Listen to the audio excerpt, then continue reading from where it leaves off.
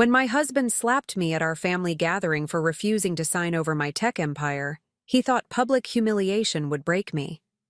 3 years later, as he begged for a bailout in my Fortune 500 boardroom, he realized too late exactly who he had tried to destroy. Life has a way of revealing people's true colors in the most spectacular ways. That crisp autumn evening at my in-laws' estate was supposed to be a celebration of family, tradition, and success.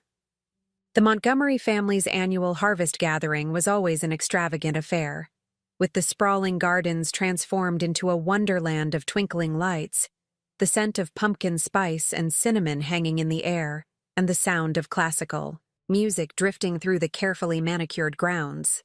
I remember adjusting my emerald silk dress, a designer piece that had cost more than my first car, as I watched guests arrive through the floor-to-ceiling windows of the main hall. The dress had been carefully chosen to project the image of success that my husband Marcus always insisted we maintain. Everything in our lives was about image: the right clothes, the right car, the right address. Even our marriage had become more about appearances than substance, though I hadn't fully admitted that to myself yet. My company, Tech Vision Solutions, had just secured its biggest contract to date, a multi-million-dollar deal with a major healthcare provider that would revolutionize patient care systems across the country. It was the kind of success I'd dreamed of since founding the company 6 years ago, the culmination of countless sleepless nights and sacrifices. Marcus had laughed when I first shared my vision of creating innovative healthcare technology solutions. "Stick to what you know, darling," he'd said, his tone dripping with condescension. "Leave the big business decisions to those who understand them." The irony wasn't lost on me that he now couldn't stop talking about our company's success. That evening, I watched him work the room with practiced charm, his perfectly tailored Tom Ford suit and carefully styled salt and pepper hair making him look every bit the successful executive he portrayed himself to be. He moved from group to group, accepting congratulations for TechVision's success as if it were his own achievement, while I stood back, observing the subtle dynamics at play. His family had always been like this, old money wrapped in new ambition. The Montgomerys had built their fortune in real estate generations ago, and now each new family member was expected to contribute to the dynasty in their own way. Marcus had been groomed from birth to take over his father's development company, but recent whispers suggested all was not well in the Montgomery empire. I'd noticed the tension in his shoulders, the way he'd been spending more time in his home office, speaking in hushed tones on the phone. "Sarah, darling." My mother-in-law's voice cut through my thoughts. Eleanor Montgomery approached with her usual air of regal authority, her silver hair perfectly coiffed, her Hermes scarf artfully draped around her shoulders. "The caterers need your approval on the dessert presentation. Do be a dear and handle that while I greet the Hendersons." It wasn't a request. It never was with Eleanor. Everything was a carefully orchestrated dance of power and control. As I made my way through the growing crowd, I caught snippets of conversation that made my skin prickle. Marcus's cousin Claire, never one to miss an opportunity for drama, was holding court near the grand staircase. "Of course it's all very impressive," she was saying, her voice carrying just enough to ensure I could hear. "But one has to wonder about the stability of it all. These tech startups can be so volatile." I might have dismissed it as typical family sniping if I hadn't noticed Marcus's father, Richard, watching me with an unusually calculating expression. The Montgomery patriarch rarely paid attention to anything that wasn't directly related to his own interests. Something was off, but I couldn't quite put my finger on what. The evening progressed with the usual mixture of subtle power plays and forced pleasantries that characterized Montgomery family gatherings. I was just beginning to think we might make it through the night without incident when Marcus appeared, at my side, his hand gripping my elbow with unexpected force. "We need to talk," he murmured, his breath hot against my ear. "Now." He steered me toward his father's study, the one room in the house that had always been off limits to anyone outside the immediate family. As we entered, I noticed Richard and Eleanor were already there, along with Marcus's brother Thomas, who was examining something on the massive mahogany desk with great interest. The heavy door clicked shut behind us, and suddenly the warmth of the autumn evening gave way to a chill that had nothing to do with the temperature. Something in the air had shifted, and I knew with absolute certainty that whatever was about to happen would change everything. Richard Montgomery's study had always felt like a fortress of masculinity, with its dark wood paneling, leather-bound books, and the overwhelming scent of expensive cigars. That night, it felt more like a trap. The antique Tiffany lamp cast shadows that danced across the faces of my husband's family, turning familiar features into masks of barely concealed hostility. Marcus released my elbow and moved to stand beside. His father's desk, adjusting his platinum cufflinks, a nervous habit I'd noticed over our years together. Thomas hadn't looked up from the papers spread before him, but Eleanor had positioned herself near the door, effectively blocking my exit. The choreography of their movements was too perfect to be coincidental. "Sarah," Richard began, his voice carrying that particular tone he reserved for business negotiations. "I think it's time we had a frank discussion about the future of TechVision." He lifted a crystal tumbler of scotch to his lips, the amber liquid catching the lamplight. "The family has concerns." I felt my spine stiffen. The family? I kept my voice steady, professional. "I wasn't aware the family had any stake in my company." "That's precisely the problem," Eleanor interjected, her perfectly manicured nails drumming against the leather arm of her chair. "This notion of your company has become rather problematic." Thomas finally looked up from his papers, pushing a document across the desk toward me. "We've drawn up a reasonable proposal. Given the current market conditions and considering the family's interests, we believe transferring ownership of TechVision to Montgomery Holdings would be the most prudent course of action." The document before me was a transfer of ownership agreement, already bearing Marcus's signature. My husband, the man who had sworn to stand by my side through everything, had signed away my life's work without a moment's hesitation. "This is absurd," I said, my voice barely above a whisper. "TechVision is my company. I built it from nothing. The Montgomery family has no claim to it." Marcus stepped forward, his expression a mixture of condescension and false concern. "Darling, be reasonable. The healthcare industry is volatile. You've had an impressive run, but it's time to let professionals handle things. The family can protect what you've built, expand it properly." "Protect it?" I couldn't help but laugh, though there was no humor in the sound. "You mean strip it for parts to save your failing real estate empire?" The slight flinch in Richard's expression confirmed my suspicion. "That's what this is really about, isn't it? Montgomery Holdings is in trouble, and you want to use my success to bail you out." Eleanor's face hardened. "Mind your tone, Sarah. Remember who welcomed you into this family, gave you the connections that made your little venture possible in the first place." "My tone?" I turned to face her fully. "You mean the tone of someone watching their family try to steal their life's work? Those connections you're so proud of? I never used them. Not once. Every contract, every deal, every success was earned. Through my own merit." "Merit?" Marcus scoffed, his carefully maintained facade cracking. "You really believe you did this all on your own?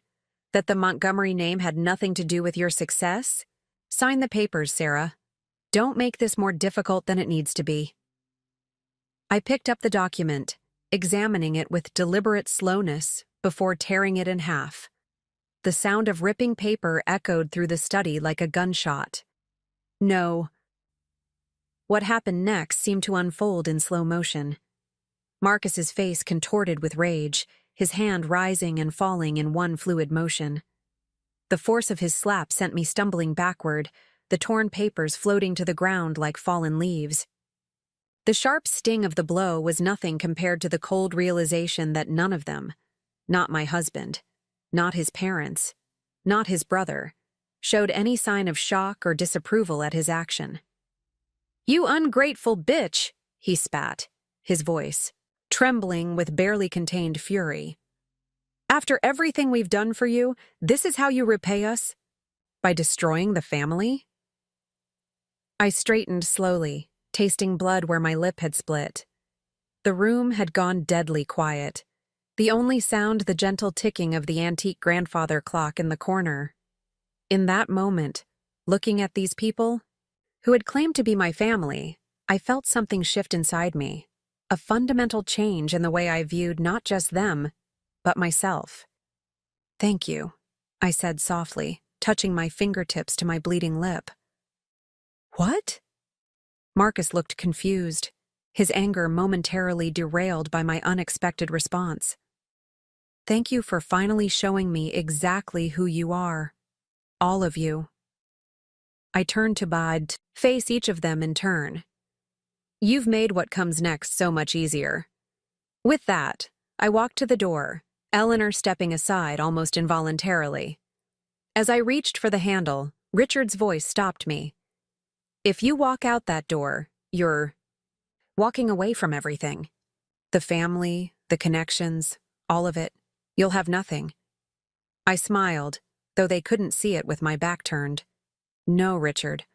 I'll have everything that matters. And you? You'll never see it coming." The autumn air hit my face like a slap as I emerged from the study, the gentle music and laughter from the gathering now seeming grotesque in its artificiality. My heels clicked against the marble flooring, each step echoing with a finality that felt appropriate for the moment. Everything had changed, yet the party continued as if nothing had happened. Crystal glasses clinked, fake laughter tinkled, and the orchestra played on. I could feel the eyes following me, the curious glances, the whispered conversations. News traveled fast in the Montgomery circle, and I had no doubt that within minutes, everyone would know what had transpired. In Richard's study, Claire, ever the opportunist, was already on her phone, no doubt spreading the word with carefully crafted dramatic flair. As I reached the grand staircase, I heard Marcus's voice behind me, loud enough to ensure an audience. "Sarah, don't be dramatic. Come back here and let's discuss this like adults." His tone was perfectly calibrated, reasonable, controlled, making me appear to be the irrational one. It was a technique I'd watched him use in countless business negotiations, but I'd never been on the receiving end until now. I turned slowly, aware that the music had quieted and conversations had hushed. The split in my lip had stopped bleeding, but I could feel it swelling. Marcus stood at the top of the stairs, flanked by his parents and brother, the perfect picture of family unity. Behind them, guests pretended not to watch while drinking in every detail. "Like adults?" I repeated, my voice carrying clearly through the now silent room. "Was it adult-like to try to steal my company? Or perhaps you mean the adult-like way you hit me when I refused to sign it over?" A collective gasp rippled through the crowd. Eleanor stepped forward, her social training kicking in to manage the situation. "Sarah, dear, you're obviously upset. These family matters are better discussed in private." "Family matters?" I laughed, the sound sharp and bitter. "Let's talk about family, Eleanor. Let's discuss how your son married me believing he could eventually take control of any success I might achieve. Or how about we discuss the fact that Montgomery Holdings is failing, and instead of admitting defeat, you thought you could simply take what I built." Richard's face had turned an interesting shade of purple. "That's enough," he thundered. But for the first time in 15 years, his authoritative voice had no effect on me. "You're right, Richard. It is enough."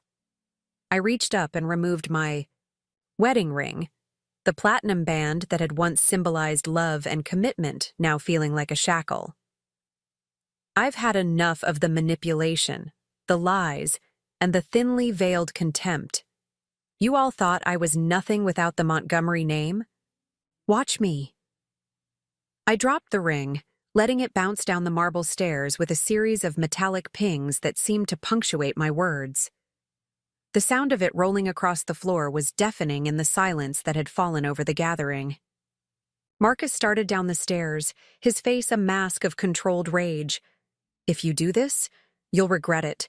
We made you who you are. Without us, you're nothing but a small-time tech developer with delusions of grandeur." I smiled then, a genuine smile that seemed to unsettle him more than anger would have. "No, Marcus, you never made me anything. You just made me stronger by trying to break me." I turned to address the watching crowd. "I hope you've all enjoyed the show. Consider this my final performance as a Montgomery." As I walked toward the front door, I heard Eleanor's sharp voice. "If you leave now, don't expect to ever be welcomed back." The Montgomery family doesn't forgive betrayal. I paused with my hand on the door handle. Betrayal? How interesting that you see it that way. But then, people who are used to taking what they want rarely understand when someone refuses to give it to them. I pushed open the heavy oak door, letting the cool night air rush in. "Oh, and Eleanor, I'd start looking for a good crisis management team. You're going to need one." The door closed behind me with a satisfying thud, cutting off the burst of shocked conversations that had erupted in my wake. The circular driveway was lined with luxury cars, Bentleys, Maseratis, and Mercedes, that had seemed so important just hours ago. Now they just looked like expensive shells, much like the family I was leaving behind. My own car, a car I had bought with my own money, despite Marcus's insistence on using one of the family's vehicles, sat at the end of the drive. As I walked toward it, my phone began buzzing with incoming messages and calls. I pulled it out and saw Marcus's name flashing on the screen. Without hesitation, I dropped the phone into one of the ornamental fountains that flanked the driveway. The security guard at the gate, a man who had watched me come and go for 15 years, seemed unsure whether to open it for me. I saw him glance toward the house, presumably waiting for instructions. I stepped out of my car and walked to his booth. "Mr. Montgomery might not want," he began, but I cut him off. "I'm not a Montgomery anymore, James, and this is the last time you'll ever have to open this gate for me." Something in my voice must have convinced him, because the massive iron gates began to swing open. As I drove through them for the final time, I caught a glimpse of the mansion in my rearview mirror, a fortress of wealth and privilege that had held me captive for far too long. The split in my lip throbbed, a physical reminder of the price of freedom. But as I accelerated onto the main road, leaving behind the manicured lawns and carefully cultivated image of perfection, I felt something unexpected: relief. They had shown their true colors, revealed their ultimate plan, and in doing so they had freed me from any lingering doubts or obligations. Now it was time to show them exactly who they had underestimated. The first night of freedom felt anything but liberating. I drove aimlessly through the city's rain-slicked streets, the neon lights blurring through my windshield as I processed the enormity of what had just happened. My face throbbed where Marcus had struck me, a constant reminder of how quickly 15 years of marriage could crumble into violence and betrayal. I pulled into the parking lot of the Four Seasons, the last place the Montgomerys would expect to find me. They'd be watching my apartment, the office, even my parents' house in Connecticut. But they'd never think to look at a hotel less than 2 miles from their estate. The Montgomerys didn't believe in hiding in plain sight. Their worldview was too wrapped up in grand gestures and power moves to consider simplicity. The concierge didn't blink at my appearance: split lip, smeared mascara, and evening gown at midnight. In the world of luxury hotels, discretion was worth more than curiosity. As I swiped my corporate card, I realized it might be the last time I could use it. No doubt Marcus was already moving to freeze my accounts, both personal and professional. The suite felt vast and empty, its luxury a hollow echo of the life I'd just left behind. I kicked off my heels and walked to the window, staring out at the city that had been my home for the past 15 years. Somewhere out there, the Montgomery family was already working to destroy everything I'd built. My phone lay at the bottom of their fountain, but I knew what would be happening. Marcus would be calling emergency board meetings, contacting our major clients, spinning a story about my emotional instability and reckless business decisions. Richard would be activating his network of business contacts, ensuring that doors would close before I could even reach for their handles. Eleanor would be handling the social fallout, hosting intimate dinners where she'd sadly explain how I'd lost my way and how the family had tried everything to help. I pulled my laptop from my purse. Thankfully, I'd started carrying it everywhere since noticing Marcus's strange behavior weeks ago. Opening it, I began to type, my fingers flying across the keyboard as I documented everything that had happened. In Richard's study. Every word, every threat, every moment leading up to Marcus's violence. When I finished, I sent the account to my private email server, one that Marcus didn't know existed. Next, I logged into TechVision's secure system. As expected, multiple login attempts had already been made from Marcus's IP address. He'd never bothered to learn the technical side of my business, always dismissing it as beneath him. Now that, arrogance would cost him. I quickly initiated the emergency protocols I'd built into the system years ago, not out of suspicion, but out of the same meticulous attention to detail that had helped me build TechVision in the first place. Within minutes, all critical data was backed up to secure servers. Access codes were changed, and key employees were notified of an emergency protocol activation. A separate email went out to my most trusted team members, people I'd hired, myself, whose loyalty was to the company rather than the Montgomery name. The sun was rising by the time I finished, casting long shadows across the hotel room. My body ached from tension, and my mind raced with all the things I still needed to do. But beneath the exhaustion and pain, something else was building. A cold, clear certainty about what came next. I ordered room service, coffee, and a light breakfast I couldn't taste, and opened my laptop again. This time, I navigated to a folder I'd created months ago when I first noticed the signs of trouble in Marcus's behavior. Inside were carefully documented records, suspicious transfers from Montgomery Holdings, attempted access to TechVision's proprietary information, emails and meeting notes that painted a clear picture of premeditation. I hadn't known exactly what they were planning, but I'd known something was coming. The Montgomerys had taught me well, perhaps too well, about the importance of always being prepared for betrayal. They just never expected me to apply those lessons to them. My phone had automated every critical notification to my laptop, so I watched as the messages rolled in. Marcus had indeed called an emergency board meeting for 9 a.m. Richard was already reaching out to our major investors. Eleanor had begun her social media campaign, posting a cryptic message about keeping the family in her prayers during this difficult time. But they had underestimated two critical factors. First, TechVision's success wasn't built on the Montgomery name. It was built on revolutionary healthcare technology that our clients couldn't easily replace. Second, I had spent years building relationships with our partners based on trust and results, not social connections and old money. A knock at the door interrupted my thoughts. For a moment, my heart raced. Had they found me already? But it was just the hotel manager, personally delivering a package that had been sent to my attention. Inside was a burner phone and a business card from Diana Chen, one of Silicon Valley's most ruthless corporate lawyers. A handwritten note accompanied it. "I've been waiting for your call. Time to show them what real power looks like." I smiled, remembering the lunch Diana and I had shared 6 months ago, when she'd warned me about rumors of Montgomery Holdings' financial troubles. She'd seen through the family's facade then, recognizing in me a kindred spirit, someone else who'd built something real in a world of smoke and mirrors. Picking up the burner phone, I dialed her number. She answered on the first ring. "They finally showed their hand?"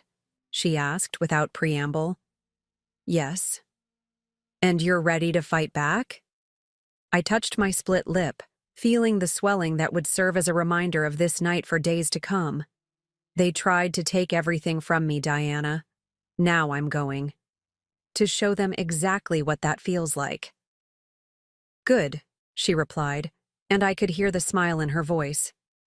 "Let's get to work." The next 48 hours unfolded like a high-stakes chess match. I moved into a suite at the Four Seasons competitor hotel, knowing the Montgomerys would eventually think to check their preferred establishments. Diana had arranged for a team of private security professionals to sweep my new temporary residence for surveillance devices and establish secure communications protocols.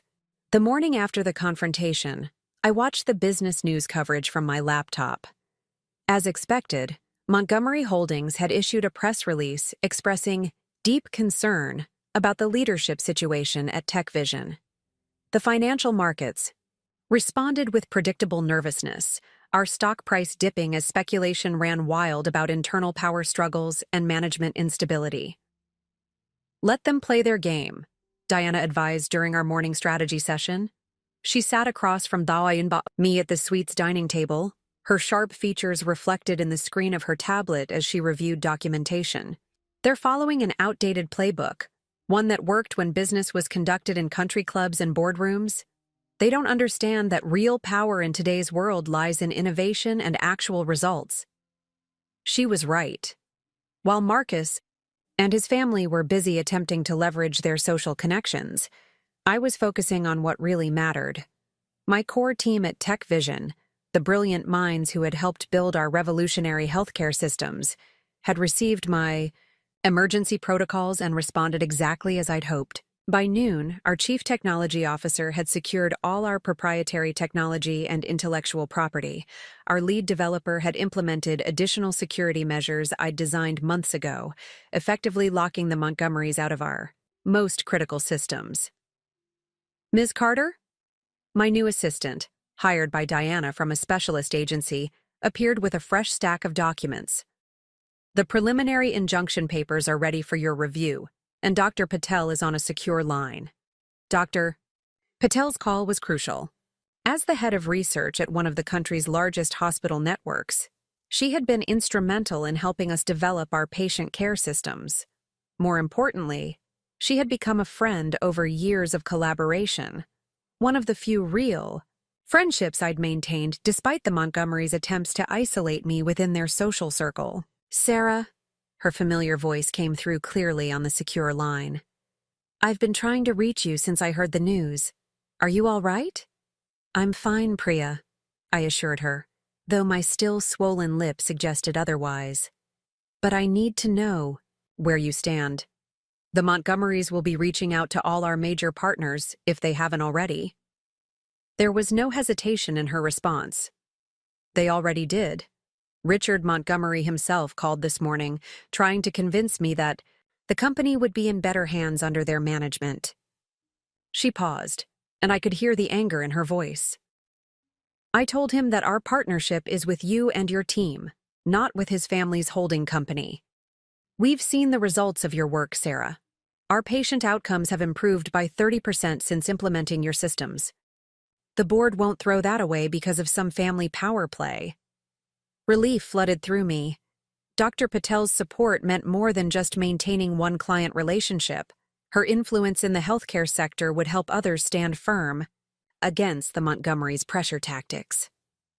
By late afternoon, Diana had arranged a virtual meeting with TechVision's board of directors. The Montgomerys had stacked the board with their allies over the years, but they'd never gained a majority, another detail that my husband had dismissed as unimportant. Now, facing the choice between backing a proven innovator and siding with a failing real estate empire, even their loyalists were wavering. "The numbers don't lie," I told the board, my voice steady as I presented our latest performance data. "TechVision's value comes from our technology and our team, not from any family name or social connections. The attempt to forcibly transfer ownership to Montgomery Holdings wasn't just illegal, it was a desperate move that would have destroyed everything we've built. One of Marcus's oldest friends on the board leaned forward, his expression troubled. "Sarah, we've known each other for years. Are you sure you're not letting personal issues cloud your judgment? The Montgomerys have significant experience in managing large corporations."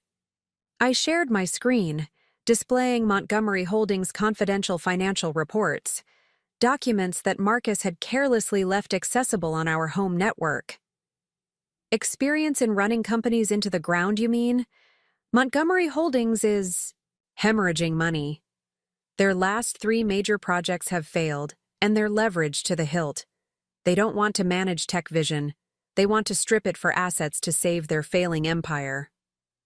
The silence that followed was deafening. Board members exchanged glances, reality sinking in. Even Marcus's supporters couldn't argue with the stark financial evidence before them. I moved to reject any proposed transfer of ownership. Dr. Williams, our lead independent director, finally spoke. "And I suggest we issue an immediate statement of confidence in current management." The vote was unanimous. As I ended the call, Diana was already drafting the press release. "This is just the first step," she reminded me. "They won't give up easily. The Montgomerys have built their reputation on never losing." I touched my lip, the bruise now turning a mottled yellow-green. "Then it's time they learned how it feels. I've spent 15 years studying their tactics, Diana. Now I'm going to use everything they taught me to dismantle their empire piece by piece." "And what about Marcus?" she asked, looking up from her tablet. A cold smile crossed my face. "He's about to learn that the woman he married isn't the woman he tried to destroy."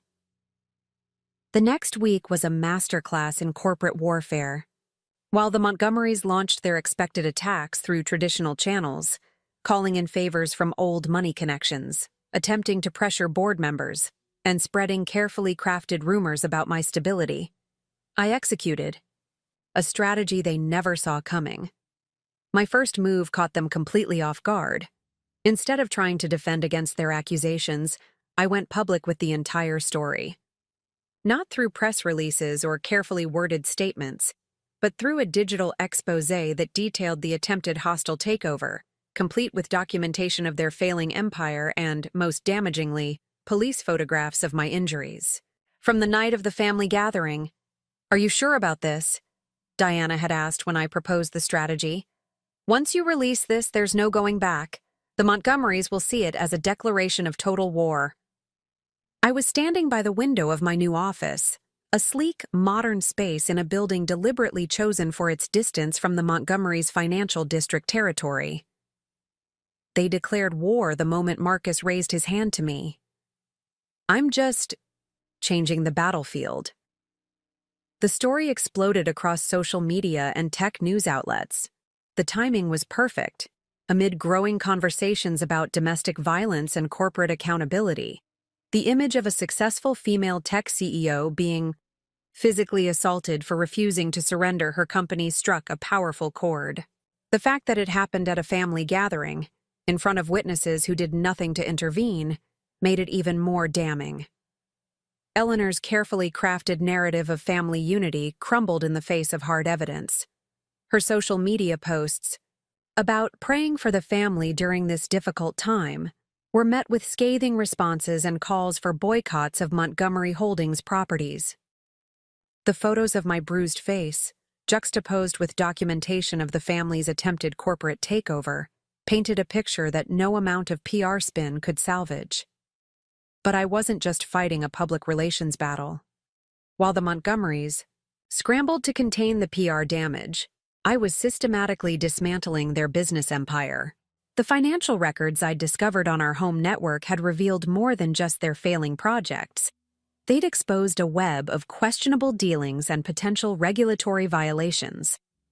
"Look at this," I told Diana, pointing to a series of transactions buried in their corporate filings. "They've been using shell companies to hide their losses and maintain their credit rating. Every major project they've undertaken in the last 3 years has been built on a foundation of financial manipulation." Diana's eyes narrowed as she studied the documents. This goes beyond just bad business practices. Some of these transactions could trigger serious regulatory investigations. Exactly, I replied, remembering all the times I'd sat through Montgomery family dinners, listening to Richard boast about his ability to manage regulatory oversight. They've always believed their connections would protect them. Time to test. In that theory. I assembled a team of forensic accountants and regulatory compliance experts, people who specialized in untangling complex financial schemes. Every discovery was carefully documented and anonymously submitted to relevant authorities. The Montgomerys had spent decades building a house of cards, believing their social status would protect them from scrutiny. They never imagined that someone who knew their methods intimately would systematically expose their foundation. Marcus attempted to retaliate by reaching out to TechVision's clients, trying to convince them that the company was unstable under my leadership. His efforts backfired spectacularly when several clients forwarded his communications to me, communications that contained proprietary information he shouldn't have had access to. We can add corporate espionage to the list, Diana noted, reviewing the emails. He's getting sloppy, desperate. She was right. The Marcus I'd known would never have made such an obvious mistake. But the Marcus I'd known had been a carefully constructed facade. The real man was the one who'd shown himself in his father's study, the one who resorted to violence when he couldn't get his way. The pressure began to show in other ways. Richard canceled his annual charity gala, a first in 30 years. Eleanor was notably absent from her usual social circuit. Thomas, who'd always lived in his brother's shadow, attempted to distance himself from the growing scandal by relocating to their London office. But the real breakthrough came from an unexpected source. Claire, Marcus's cousin who had always delighted in spreading family gossip, reached out through an intermediary. Apparently, she had been keeping records of her own, documentation of questionable family business practices, recordings of conversations, even photographs from family events that showed a pattern of controlling behavior. "Why would she help us?" Diana asked suspiciously when I shared the information. "Because Claire has always understood something the rest of them never did. That real power lies in information, not intimidation." I remembered how she had always been present at family meetings, seemingly absorbed in her phone but actually observing everything. She's been waiting for someone to finally stand up to them. Claire's evidence provided the final pieces we needed. The complete picture it painted wasn't just of a failing business empire. It revealed a systematic pattern of financial manipulation, regulatory evasion, and corporate bullying that had sustained the Montgomery family's power for generations. As I reviewed the mounting evidence against them, I received an unexpected text from an unknown number. "You were right. We never saw it coming. E." Eleanor's message confirmed what I already knew. The Montgomerys were finally realizing the true extent of their vulnerability. They had spent so long believing in their own invincibility that they'd never considered someone might know all their secrets, understand all their tactics, and have the courage to use that knowledge against them. The facade of Montgomery family power was cracking, and through those cracks, the truth was beginning to shine through. But this was just the beginning. I had barely started to show them exactly what I was capable of.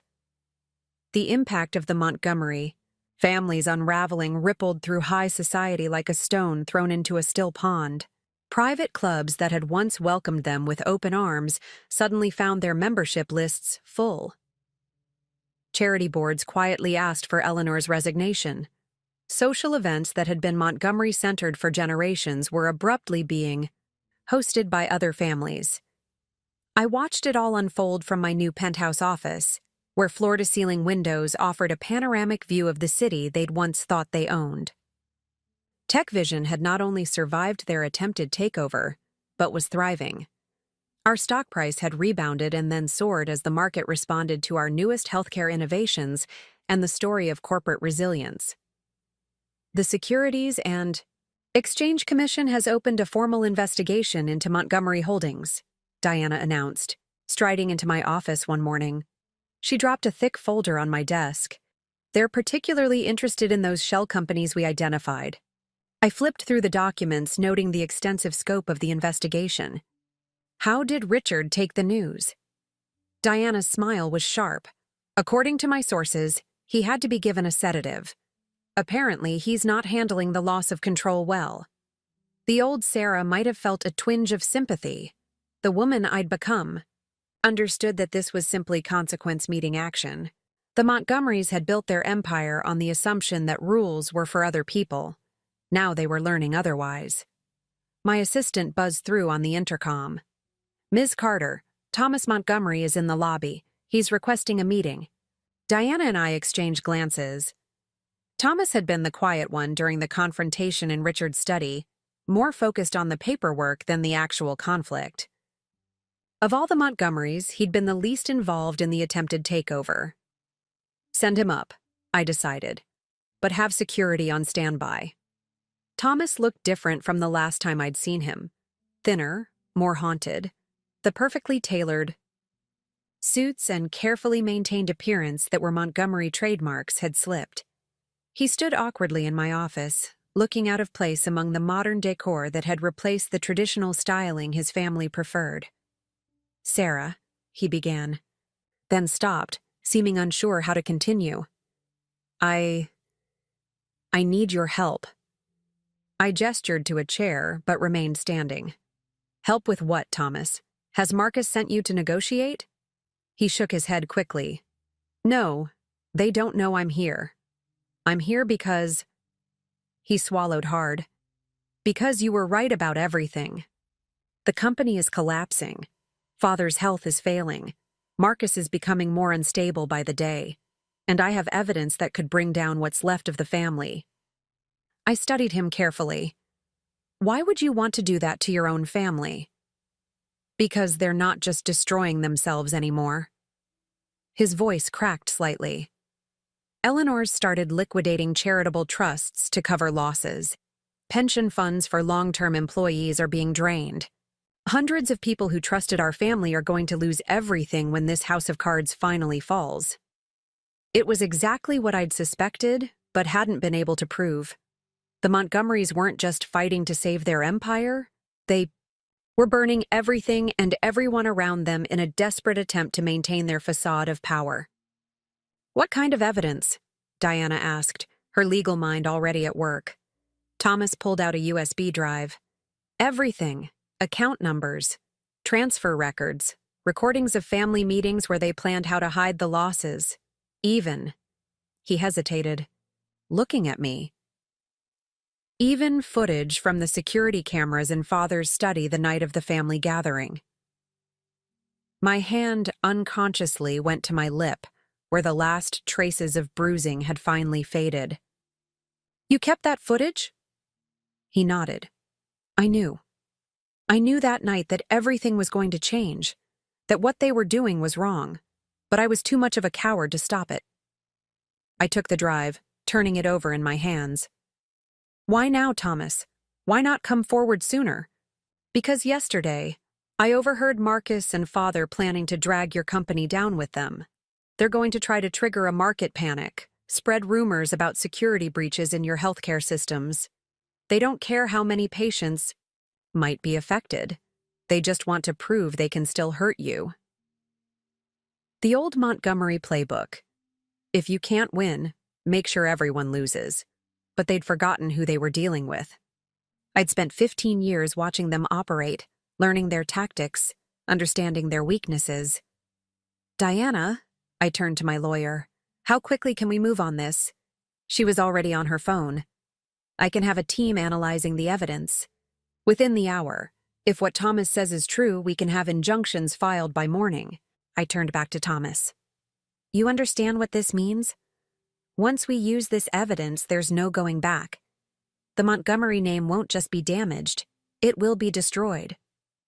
He stood straighter, and for the first time, I saw something in him that had never been there before: conviction. The name was destroyed the moment Marcus raised his hand to you. I'm just making sure the truth comes out before they can hurt anyone else." As Thomas left my office, I looked out over the city again. The Montgomery Empire had been built on secrets and fear, on the assumption that no one would dare to challenge them. They never understood that their greatest vulnerability wasn't their financial schemes or their social manipulations. It was their belief that loyalty could be bought and maintained through fear. I picked up my phone and dialed a familiar number. "Dr. Patel? Remember that healthcare initiative we discussed? The one to provide our systems to underserved communities? I think it's time we moved forward with that. And I know exactly which Montgomery properties we can repurpose for the clinics. The dismantling of their empire wouldn't just be about destruction, it would be about transformation. Everything they had built through intimidation and manipulation would be reformed into something actually beneficial to society. It was a kind of poetic justice that would have made Eleanor's perfectly maintained smile crack. The evidence Thomas provided proved more devastating than even I had anticipated. Within days of our legal team submitting the documentation to regulatory authorities, the full scope of Montgomery Holdings' deception began to emerge.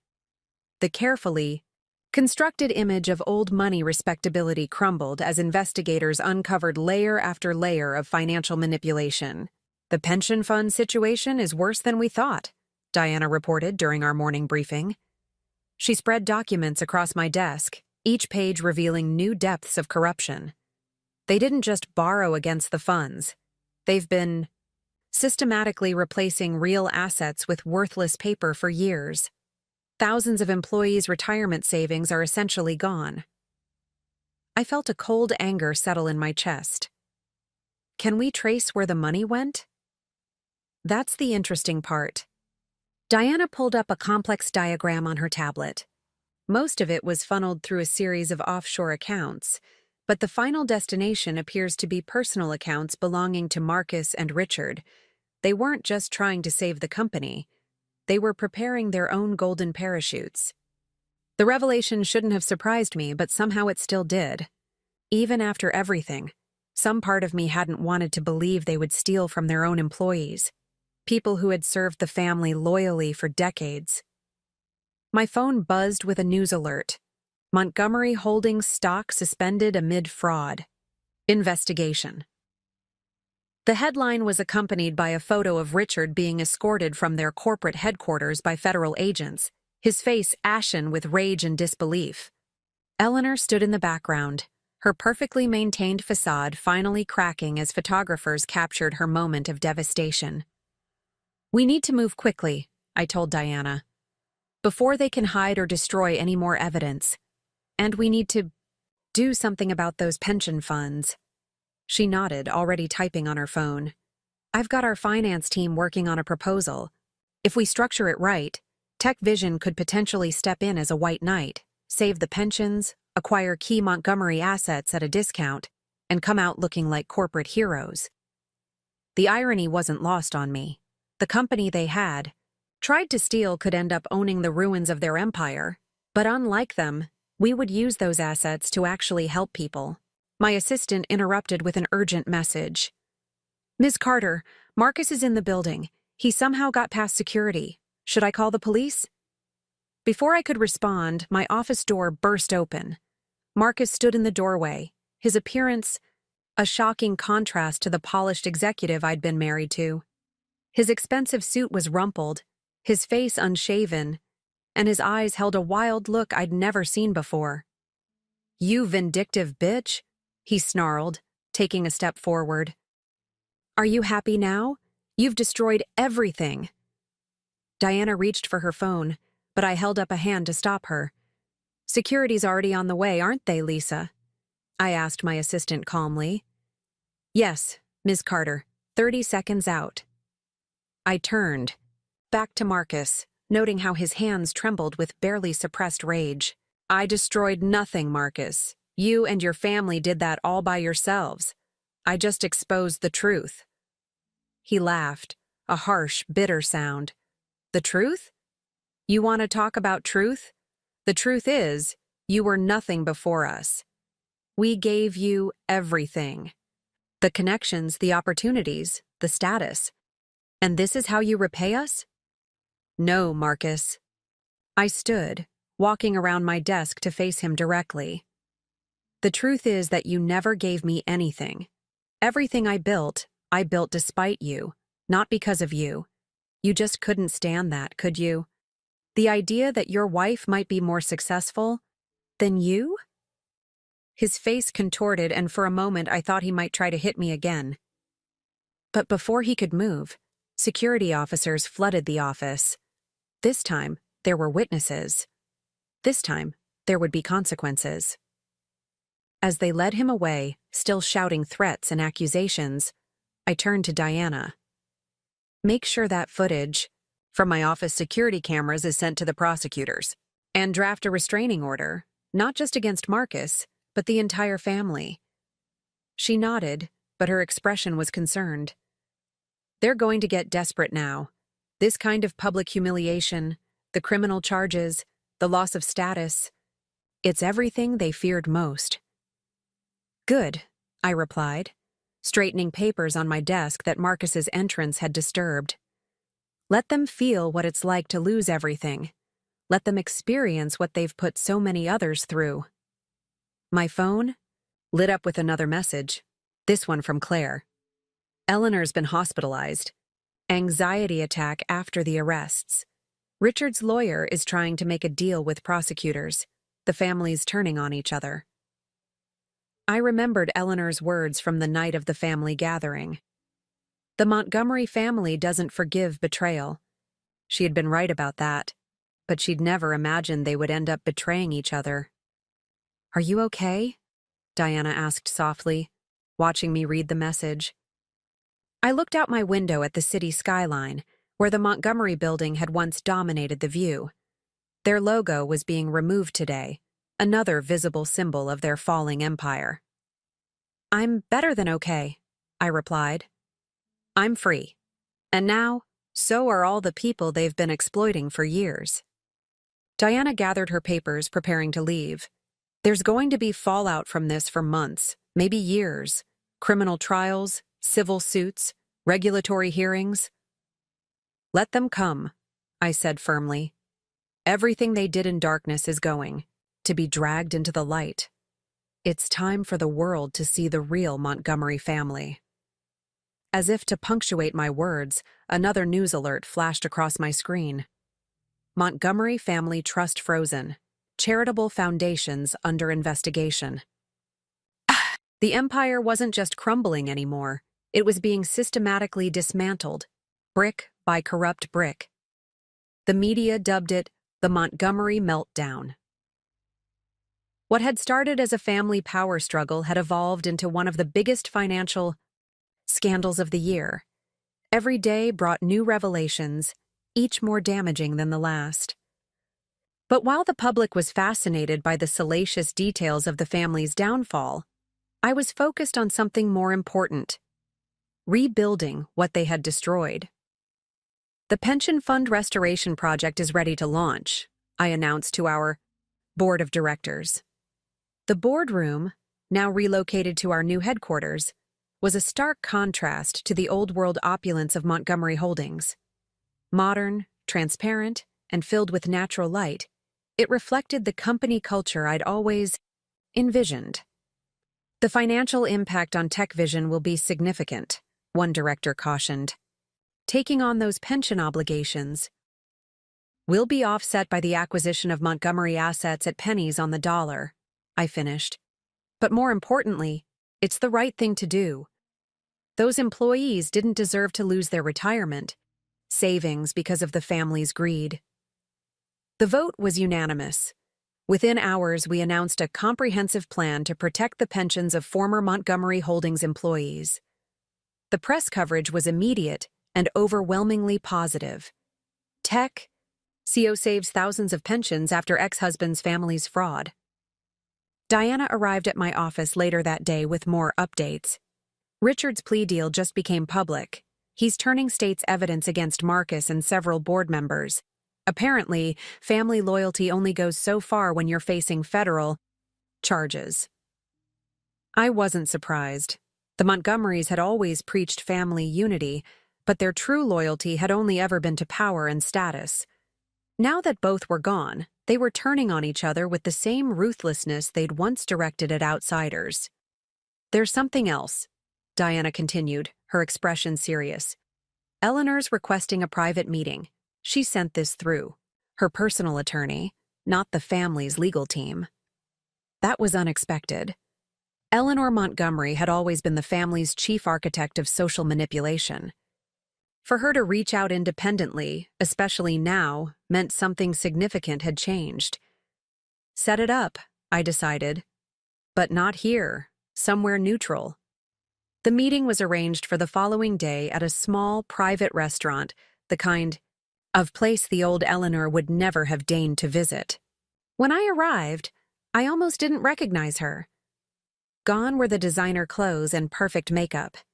Instead, she wore simple black slacks and a sweater, her face bare of cosmetics and showing every one of her 60-plus years. "Thank you for meeting me," she said quietly as I sat down. "No air kisses, no social pretense. I know you have every reason to refuse." "Why am I here, Eleanor?" She took a deep breath. "Because you need to know the truth, about everything, about why we really targeted your company, and what Marcus was planning to do even before that night at the family gathering." For the next hour, Eleanor laid bare the full extent of the Montgomery family's desperation and deception. The real estate empire had been failing for years, propped up by increasingly risky financial maneuvers. Marcus's marriage to me had been strategic from the start. They'd identified me early on as someone with potential, someone they could mold and eventually exploit. "We thought we were so clever," Eleanor admitted, her voice bitter. "Looking for someone brilliant but isolated, someone who would be grateful for the family's acceptance. We never imagined you'd outgrow our control." "Why tell me this now?" I asked, studying her face for any sign of manipulation. "Because I'm dying," she replied simply. "Cancer, very advanced. The doctors give me 6 months at most, and I don't want to die knowing I helped destroy innocent people's lives to protect a lie." She reached into her bag and pulled out a USB drive. "This contains everything. Family. Records going back 3 generations. Every scheme, every manipulation, every person we've ever destroyed to maintain our position. Use it however you want." I took the drive, feeling its weight in my hand. "This won't change anything, Eleanor. It won't save Richard or Marcus from prosecution." "I don't expect it to," she said, standing up. "But maybe it can help you protect others from families like ours. There are more Montgomerys out there. Sarah. Different names, same tactics." As she turned to leave, she paused. "That night when Marcus hit you, I should have stopped him. I should have done a lot of things differently. I know it means nothing now, but I'm sorry." I watched her walk away, her once proud posture now stooped with the weight of her revelations. The Eleanor Montgomery who had terrified society debutantes and ruled charity boards with an iron fist was gone, replaced by a woman finally facing the consequences of a lifetime of choices. Back at my office, I reviewed the contents of Eleanor's drive. The scope of the Montgomery family's manipulation was even broader than I'd imagined. Their influence had extended into politics, judiciary, even medical research funding. They hadn't just been wealthy, they'd been architects of a system designed to perpetuate power at any cost. "What are you going to do with all this?" Diana asked after I'd shown her some of the key documents. I looked out at the city skyline, where the space once dominated by the Montgomery building now showed a gap like a missing tooth. "We're going to use it to make sure this never happens again. Tech Vision isn't just going to be about healthcare innovation anymore. We're going to create a foundation dedicated to corporate accountability and protecting whistleblowers." "They're not going to like that," Diana warned. "Not just the Montgomerys, but all the other families like them. I smiled, thinking of Eleanor's warning about other families using the same tactics. Good. It's time they learned that the old ways of doing business are over. The world is changing, and they can either change with it or end up like the Montgomerys. The sun was setting over the city, casting long shadows across my office. Somewhere in a federal holding facility, Marcus was awaiting trial. Richard was negotiating his plea deal, and Eleanor was facing her own final reckoning. The Montgomery family had tried to break me, but instead, they'd given me the tools and motivation to break a system that had protected people like them for generations. The day of Marcus's sentencing arrived with an unexpected autumn chill. The courthouse steps were crowded with reporters and photographers, all eager to capture the final chapter of the Montgomery saga. I sat in the back of the courtroom, watching as the man who had once been my husband was led in wearing an orange jumpsuit, a far cry from his beloved Tom Ford suits. The evidence against him had been overwhelming. Between Thomas's documentation, Eleanor's revelations, and the mountain of financial records our team had uncovered, Marcus's defense had crumbled before it even began. His own father's testimony against him had been the final nail in the coffin. "The defendant will rise," the judge announced, her voice cutting through the hushed courtroom. Marcus stood, but his shoulders were slumped, his once proud posture broken. He didn't look back at the gallery, didn't try to find me in the crowd. He knew I was there. I'd made sure of that. "Marcus Montgomery," the judge began, "you have been found guilty of multiple counts of securities fraud, embezzlement, conspiracy, and corporate theft. The evidence presented shows not just criminal activity, but a profound breach of trust. Trust of your employees, your shareholders, and the public." I watched as the judge detailed his crimes, each one a reminder of how the mighty Montgomery empire had been built on lies and manipulation. When she finally announced the sentence, 15 years in federal prison, I felt no joy, no satisfaction. Instead, I felt a profound sense of closure. As the bailiffs led him away, Marcus finally turned, his eyes meeting mine for a brief moment. In that look, I saw something I'd never seen before. Recognition. Not of me as his wife or as his victim, but as the architect of his downfall. He finally understood that I hadn't just survived his betrayal, I had transformed it into the weapon that destroyed everything he held dear. Outside the courthouse, Diana met me at the bottom of the steps. "Richard's sentencing is next week," she reminded me. "And the civil suits against the family are just beginning. This could drag on for years." "Let it," I replied, watching the media frenzy around Marcus's transport vehicle. "Every day this stays in the news is another day. Other families like the Montgomerys are put on notice." Back at TechVision's headquarters, I found my team gathered in the conference room. On the screens, news coverage of the sentencing played on mute while they reviewed the latest projections for our healthcare initiatives. "The Montgomery Foundation assets have been fully transferred," our CFO reported.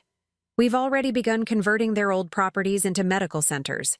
The first clinic opens next month in what used to be their flagship hotel." The irony wasn't lost on anyone. The very buildings that had once symbolized Montgomery excess and privilege were being transformed into centers of healing and hope. It was a metamorphosis that went beyond mere business. It was a statement about the kind of power that truly mattered. "Ms. Carter," my assistant appeared at the door. "Claire Montgomery is here to see you." Claire entered the conference room, looking both out of place and oddly at home. Of all the Montgomery family members, she had emerged from the scandal relatively unscathed, largely thanks to her early cooperation with investigators. "I thought you should have this," she said, placing a familiar-looking invitation on the table. "They found it in Eleanor's personal effects after she passed. She never sent it out, but, well, you should read it." The invitation was to what would have been the Montgomery family's annual harvest gathering, the same event where everything had started. But Eleanor had changed the wording. Instead of the usual formal announcement, she had written a simple message I was wrong. You won. The family deserves everything that's coming. She wrote this the day before she died, Claire explained. I think she finally understood what the family name had really come to mean. I picked up the invitation, feeling the weight of the heavy cardstock. And what about you, Claire? What do you think it means now? She smiled, a genuine expression that held none of the old Montgomery social artifice. I think it means whatever you want it to mean. You're the one who broke the cycle, Sarah. You showed that real power isn't about what you can take from others. It's about what you can build for yourself. After she left, I stood at my office window, looking out at the city that had once been the Montgomerys' playground. The landscape had changed, not just physically, with their name removed from buildings and properties, but fundamentally. Their fall had created space for new growth, new possibilities. My phone buzzed with a message from Dr. Patel. First patients scheduled for the new clinic next week. Their lives will be better because of what you built from the ashes of their empire. That night, as I left the office, I passed the wall where we displayed our company's mission statement. Below it, I'd recently added a new quote. True power lies not in what you can take from others, but in what you can create for the world.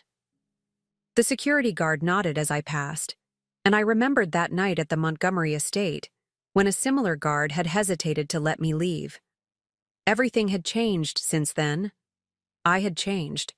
The woman who had driven away from that family, gathering in tears, was gone, replaced by someone stronger, wiser, and more powerful than the Montgomerys had ever imagined. Their attempt to break me had instead broken their hold over everything they thought they owned, and in the end, that was the greatest victory of all. 1 year after Marcus's sentencing, I stood on a stage at the Global Innovation Summit, preparing to deliver the keynote address. The audience was filled with tech leaders, healthcare professionals, and, most notably, representatives from old money families who had once moved in the Montgomerys' circle. They weren't here by choice. They were here because they couldn't afford not to be. TechVision had evolved into something far beyond what either Marcus or I had originally envisioned. Our healthcare technology was revolutionizing patient care across the globe, but it was our corporate accountability initiative that had truly shaken the foundations of the business world. The old model of power is dead, I began, my voice carrying clearly through the auditorium. For generations, we've accepted the idea that success means taking from others, that power means control through fear and manipulation. The Montgomery scandal showed us the cost of that thinking, not just in dollars, but in human lives and broken trust. From my position on stage, I could see some of the old guard shifting uncomfortably in their seats. They knew what was coming. In the past year, our Corporate Accountability Foundation had exposed 3 more family-run corporations engaging in similar practices to the Montgomerys. Each exposure had been followed by reform, either voluntary or forced. But today, I'm not here to talk about the past. I'm here to announce the future. I gestured to the screen behind me, where our new initiative appeared.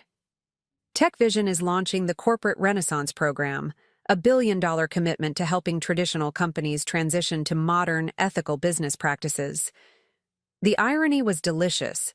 The very families who had once looked down on me, who had supported the Montgomerys' attempt to steal my company, were now being offered a lifeline by that same company. But it was a lifeline that came with strings, complete transparency, ethical governance, and a commitment to social responsibility. Diana sat in the front row, a slight smile playing on her lips. She knew, as I did, that we weren't just offering help. We were offering the old guard a choice: evolve or face the same fate as the Montgomerys. After the presentation, I met with Thomas in the conference center's garden. He had fully separated himself from his family's legacy, starting a small consulting firm that helped companies identify and correct ethical breaches before they became scandals. "You've changed everything," he said, looking out over the carefully manicured lawns. Not just the business landscape, you've changed how people think about power itself. The world was ready for change, I replied. The Montgomerys just didn't see it coming. A group of young entrepreneurs approached, eager to discuss the corporate renaissance program. Among them was a woman whose confident bearing reminded me of myself at that age, before the Montgomerys, before the betrayal, when all I had was a dream and the determination to make it reality. "Ms. Carter," she began, "your story inspired me to leave my family's company and start my own tech firm, but they're threatening to cut me off completely." I held up a hand, stopping her. "Let me guess. They think they can control you. Through money and social connections?" She nodded, her expression a mixture of frustration and determination. 10 years ago, I would have told you to be careful, to play their game," I said, remembering my own journey. "But now? Now I'll tell you this. Build something so extraordinary that they'll have no choice but to watch from the sidelines as you and succeed." Later that evening, I received a message from Claire. She had attached a photo taken at the last Montgomery family gathering. The night everything had changed. In it, I stood next to Marcus, smiling for the camera while his hand gripped my arm possessively. The old Sarah's eyes held a hint of uncertainty, of fear. "Found this while clearing out the estate," Claire's message read. "Thought you might want to see how far you've come."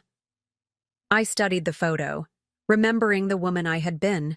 Talented but contained, ambitious but constrained by the Montgomery family's expectations and demands. That woman could never have imagined standing on a global stage, not just succeeding but fundamentally changing the way business was done.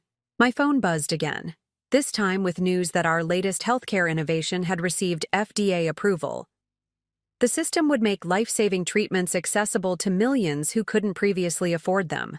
We were using the very buildings that had once symbolized Montgomery access to house medical clinics and research facilities. "The board meeting is starting," my assistant reminded me. "They're waiting to discuss the expansion of the accountability initiative." I took one last look at the photo before deleting it. The past was valuable as a lesson, but it wasn't where I lived anymore. The future, my future, was about creating something new, something better.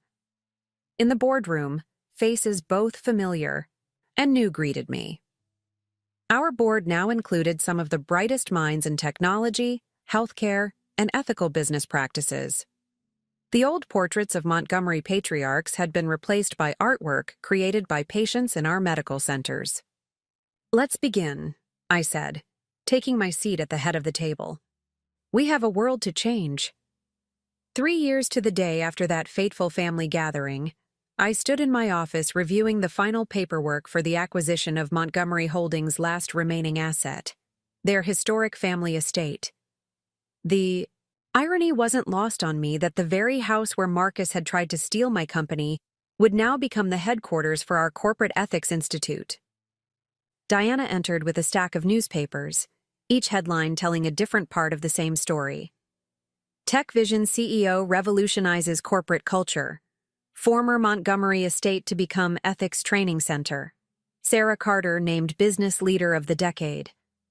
"You might want to see this one," she said, placing a specific article on top. It was from a small local paper in the town where Marcus was serving his sentence. The headline read, "Former business mogul requests early release, citing reformed character." "He's trying to reinvent himself," Diana observed. "Claims he's had a complete change of heart about corporate responsibility. Even wrote a letter to the judge about how his fall from grace taught him humility." I smiled, remembering Eleanor's final words about the family's ability to adapt and survive. "Let me guess, he's hoping to position himself as a reformed corporate villain, ready to join the ethics movement." "That's his play," Diana confirmed. "But there's something else. He's requested a meeting with you before his hearing. Says he has something important to tell you." The old Sarah might have felt a flutter of uncertainty at such a request.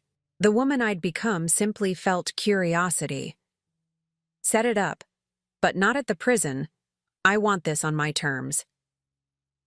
A week later, I sat in the visiting room of the minimum security facility where Marcus was serving his sentence. The room was designed to feel less institutional, with comfortable chairs and natural light, but nothing could hide its true nature. Marcus entered wearing standard prison attire, the orange jumpsuit a stark contrast to his once impeccable wardrobe. "Sarah," he began, his voice carrying an unfamiliar note of humility. "Thank you for coming." "You wanted to talk, Marcus, so talk." He sat down carefully, as if weighing each movement. "I've had a lot of time to think in here. About what I did, about who I was, who I became because of my family's expectations. And what great insights have you gained?"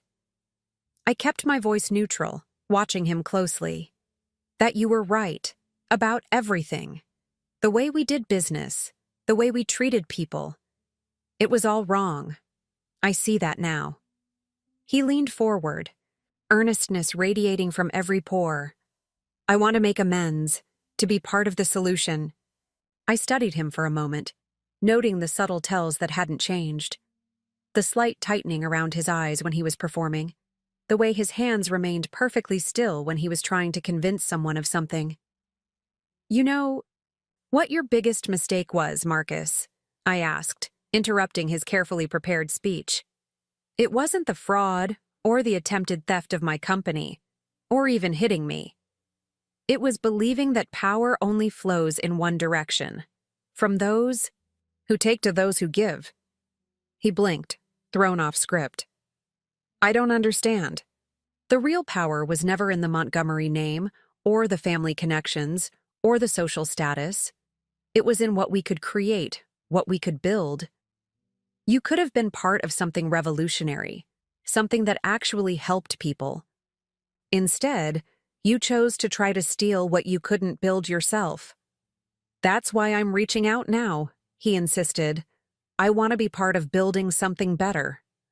I stood, smoothing down my jacket. "No, Marcus. You want to find a new angle? A new way to regain some measure of control. But here's what you still don't understand. I didn't succeed because I outmaneuvered you. I succeeded because I was building something genuine while you were just maintaining a facade." As I turned to leave, he called out, "The family estate. I heard you bought it. What are you going to do with it?" I paused at the door. "We're turning it into a place where the next generation of business leaders will learn the difference between real power and the illusion of it." "Your father's study, where you tried to force me to sign away my company? That's going to be a classroom where we teach ethics and corporate responsibility." The look on his face, a mixture of disbelief and dawning comprehension, stayed with me as I left the prison. Back in my car, Diana was waiting with updates on our latest initiatives. "The first class of ethics fellows starts next month," she reported. "We had over 1,000 applications for 20 spots, and the healthcare division just finalized the patent for the new patient care system." I looked out the window as we drove past the former Montgomery Holdings building, now home to a consortium of healthcare startups we were mentoring. The Montgomery name had been replaced by a simple phrase, "Build something better." "You know," Diana mused, "when this all started, most people thought you were just seeking revenge. They didn't understand what you were really building." "Most people still think power is about what you can take from others," I replied. "They don't realize that real power is about what you can create, what you can change." As we pulled up to TechVision's headquarters, I saw a group of young entrepreneurs waiting in the lobby. They were part of our mentorship program, each one working on innovations that could genuinely improve people's lives. "That's the real victory," I told Diana, watching them excitedly discuss their projects. "Not destroying the old way of doing business, but creating a new one. The Montgomerys tried to break me because they thought power was about control. Instead, they freed me to show the world what real power looks like. And that, in the end, was the greatest transformation of all. The transformation of the Montgomery estate was nearly complete." As I walked through the marble halls that had once echoed with the sound of society gatherings, I marveled at how different everything felt. The pretentious oil paintings had been replaced with inspiring murals created by local artists. The grand ballroom where I'd been humiliated was now a state-of-the-art conference center for ethical business seminars. The first international delegation arrives tomorrow, Diana reminded me as we toured the renovated space. CEOs and executives from 12 countries, all here to learn about corporate transformation. But our tour was interrupted by an urgent call. Claire's voice came through, tense and worried. "Sarah, you need to turn on the news, now." The headline streaming across every major network stopped me in my tracks. Former Montgomery Associates launch rival healthcare initiative. The story revealed that a group of Marcus's old business partners had banded together, using their combined resources to create a competing healthcare technology company. They were positioning themselves as the traditional alternative to TechVision's progressive approach. "They're trying to rally the old guard," Diana observed, already scrolling through reports on her tablet. "Playing on fears about how much the business world has changed. They're promising to restore stability to the healthcare sector." I should have seen this coming. The Montgomery fall had created a power vacuum, and nature abhors a vacuum. The old business elite was trying to reclaim their relevance, using our own industry as their battleground. "Get me everything you can on their investors," I instructed Diana, "and set up a meeting with Dr. Patel. If they're entering the healthcare space, we need to understand their real motivations." The next morning, as international business leaders filled the former Montgomery estate, I received another surprising visit. Thomas arrived, looking troubled. "They approached me," he admitted. "The new healthcare initiative. They want me to join them, to give them legitimacy. They're offering a complete reputation rehabilitation." "And what did you tell them?" "I told them I needed time to think." He met my gaze steadily. "But I came here first. You need to know what they're planning. This isn't just about business. They want to discredit everything you've built. They're going to try to paint your success as a personal vendetta against the Montgomerys, not a legitimate business revolution." A familiar voice interrupted. "So they won't succeed?" Dr. Patel stood in the doorway, her expression fierce. "Because we won't let them." Over the next hour, Dr. Patel revealed that the rival healthcare initiative had already approached several of her colleagues, offering partnerships that seemed generous on the surface, but contained hidden control mechanisms, the same tactics the Montgomerys had once used. "But here's what they don't understand," Dr. Patel continued. "The medical community remembers who was there when we needed real innovation, not just profit. We remember who actually put patients first." I walked to the window, looking out at the estate's grounds where international business leaders were now gathering. Each of them represented a company at a crossroads, facing the choice between clinging to old power structures and embracing genuine transformation. "Call an emergency board meeting," I told Diana. "But not here. At the old Montgomery building downtown." "The one we converted into the startup incubator?" she asked, raising an eyebrow. "Exactly. It's time to show everyone that this isn't about old versus new.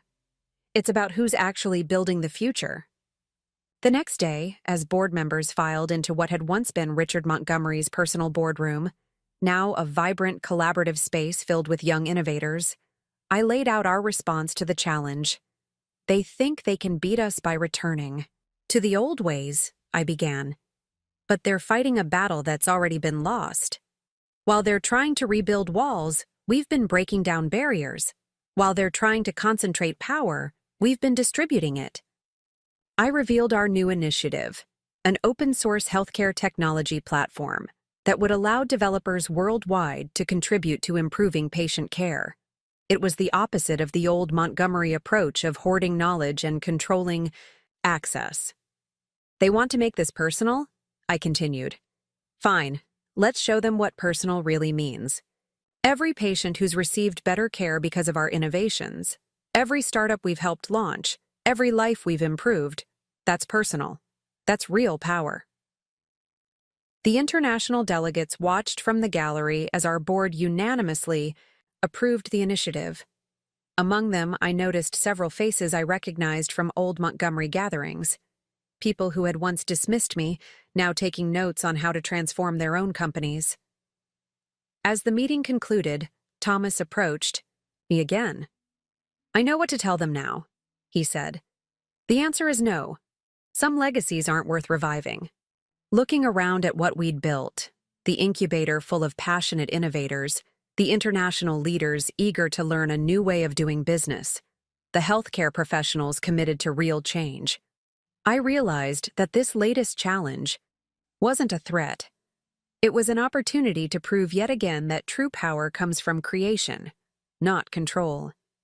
"Let them try to rebuild the old walls," I told Diana as we left the meeting. "We'll just keep showing the world what happens when you tear them down instead."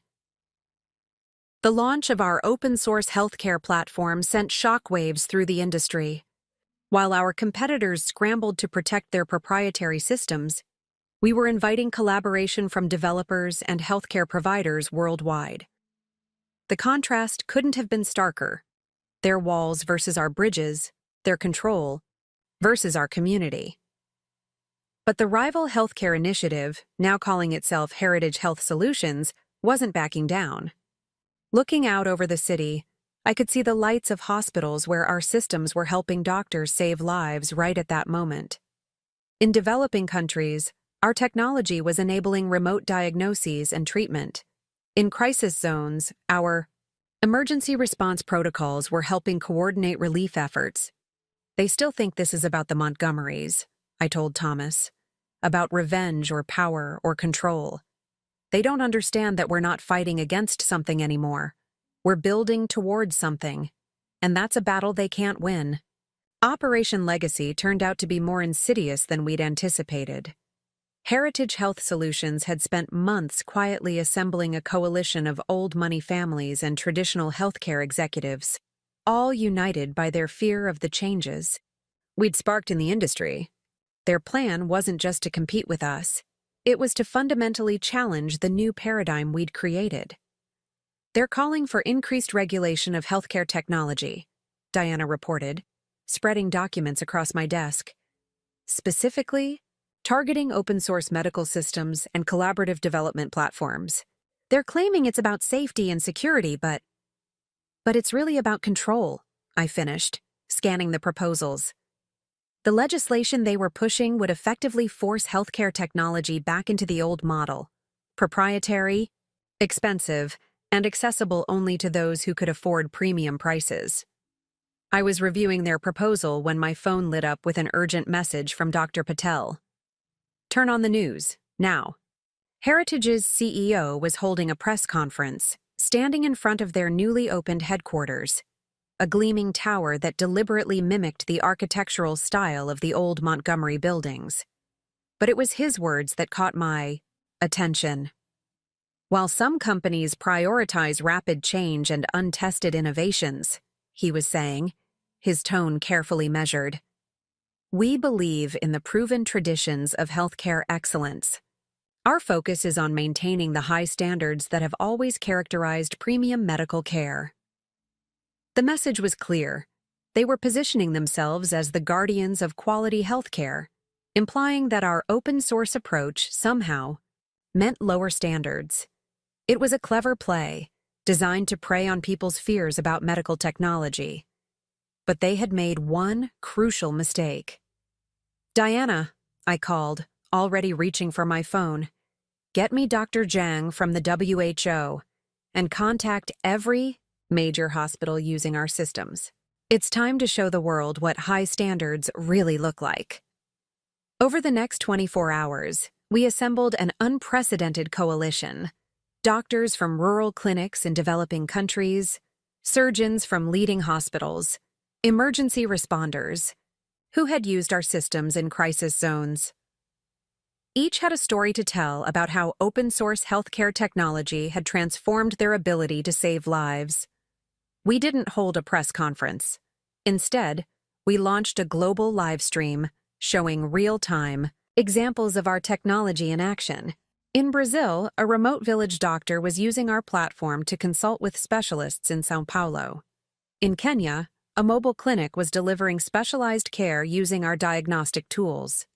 In New York, a team of surgeons was performing a groundbreaking operation guided by our surgical assistance system. "This is what excellence looks like," I told the cameras when I finally appeared on the stream. Not in boardrooms or legislative proposals, but in lives saved and communities served. But Heritage wasn't finished. They launched a series of attack ads, featuring paid testimonials from former Montgomery associates claiming that our success was built on stolen ideas and technology. It was a desperate move, but one that required a response. I chose to deliver that response from an unexpected location, the prison where Marcus was serving his sentence. "You want to talk about stolen ideas?"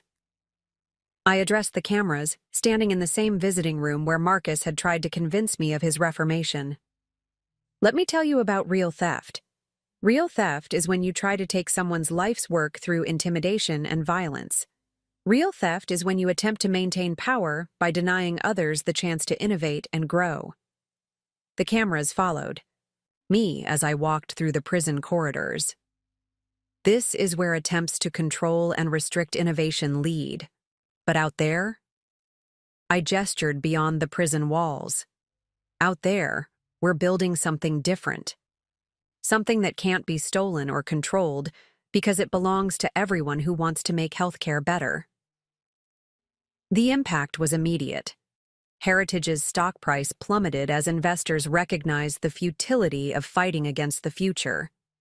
Their legislative proposals were met with a flood of opposition from medical professionals worldwide. Even their premium hospital partners began to waver as patients demanded access to the more advanced open-source systems. But the most significant response came from an unexpected source. Young members of the very families that had backed Heritage began to break ranks. They saw the writing on the wall. The old way of doing business was dying, and they wanted to be part of what came next. "Ms. Carter," my assistant interrupted my thoughts. "The first group of Heritage developers has arrived. They're requesting to join our open-source community." I smiled, remembering how the Montgomerys had always feared losing control.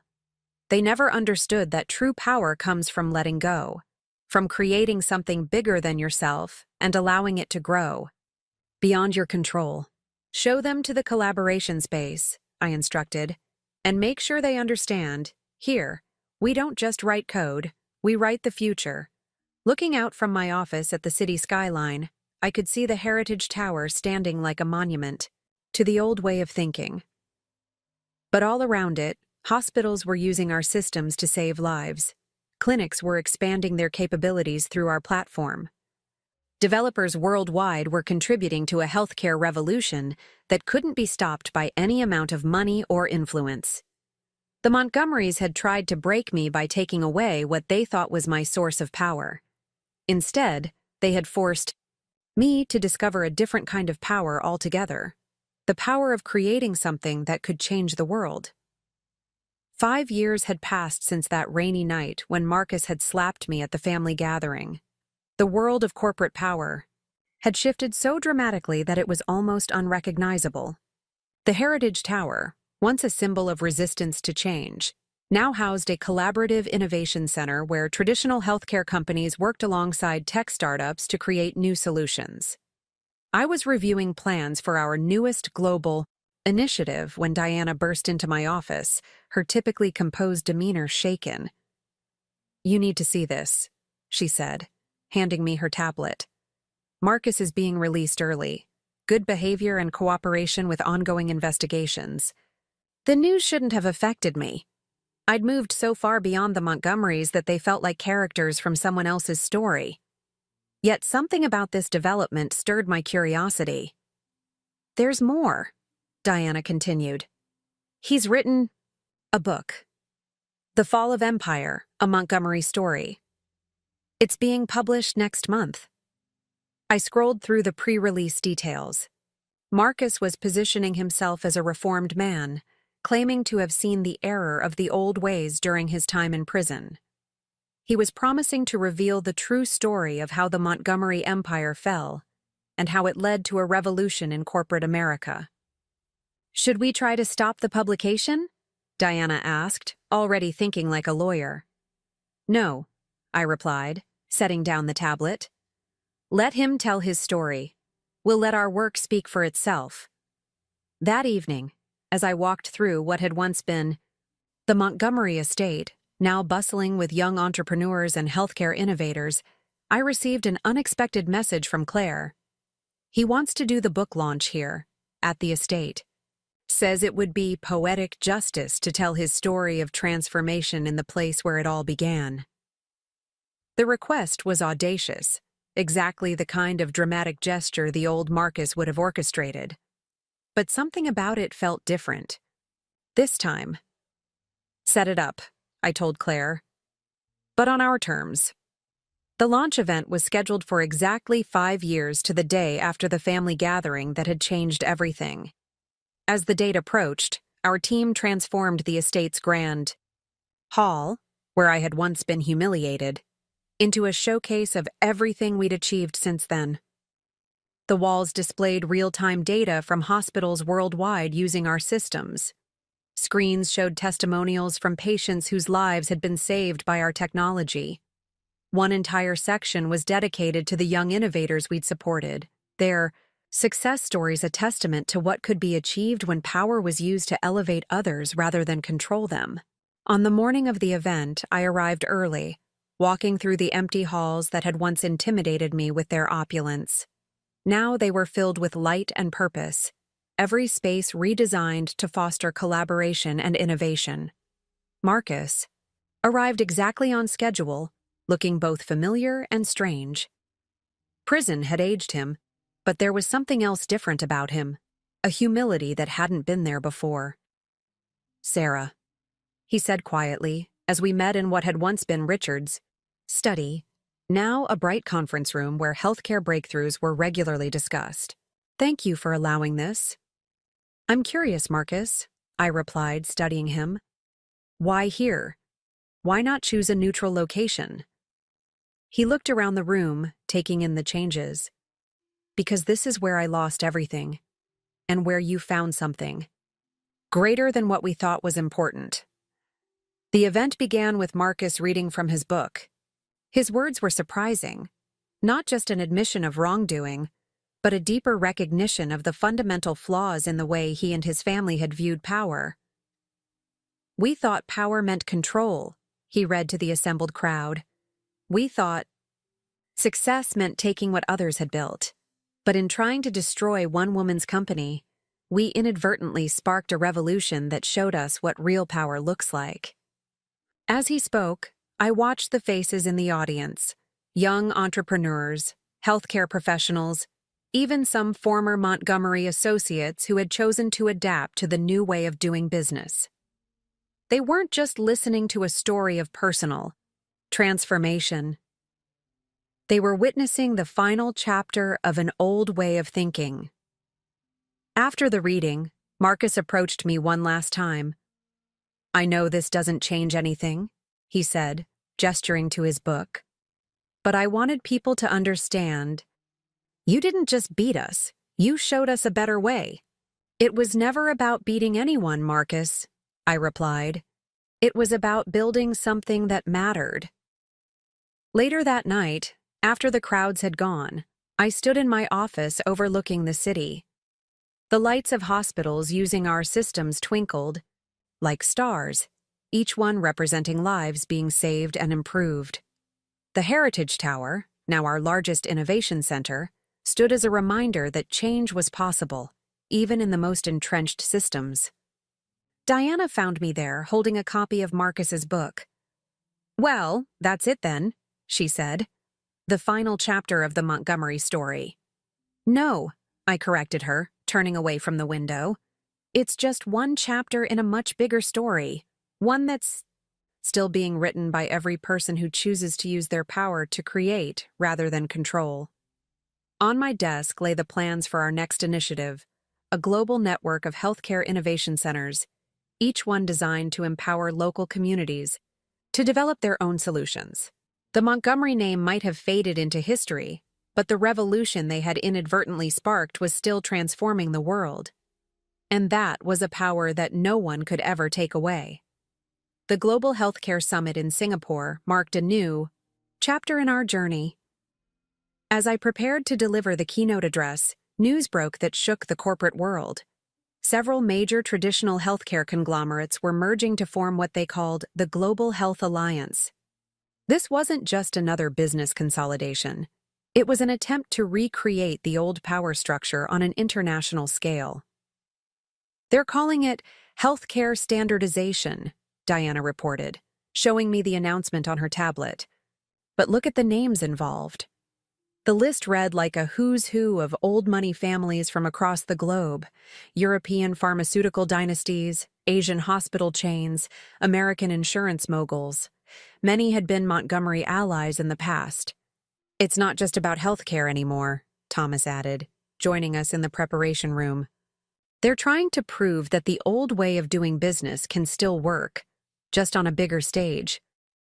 I studied the faces of the alliance leaders gathered for their own press conference across town. Their message was carefully crafted.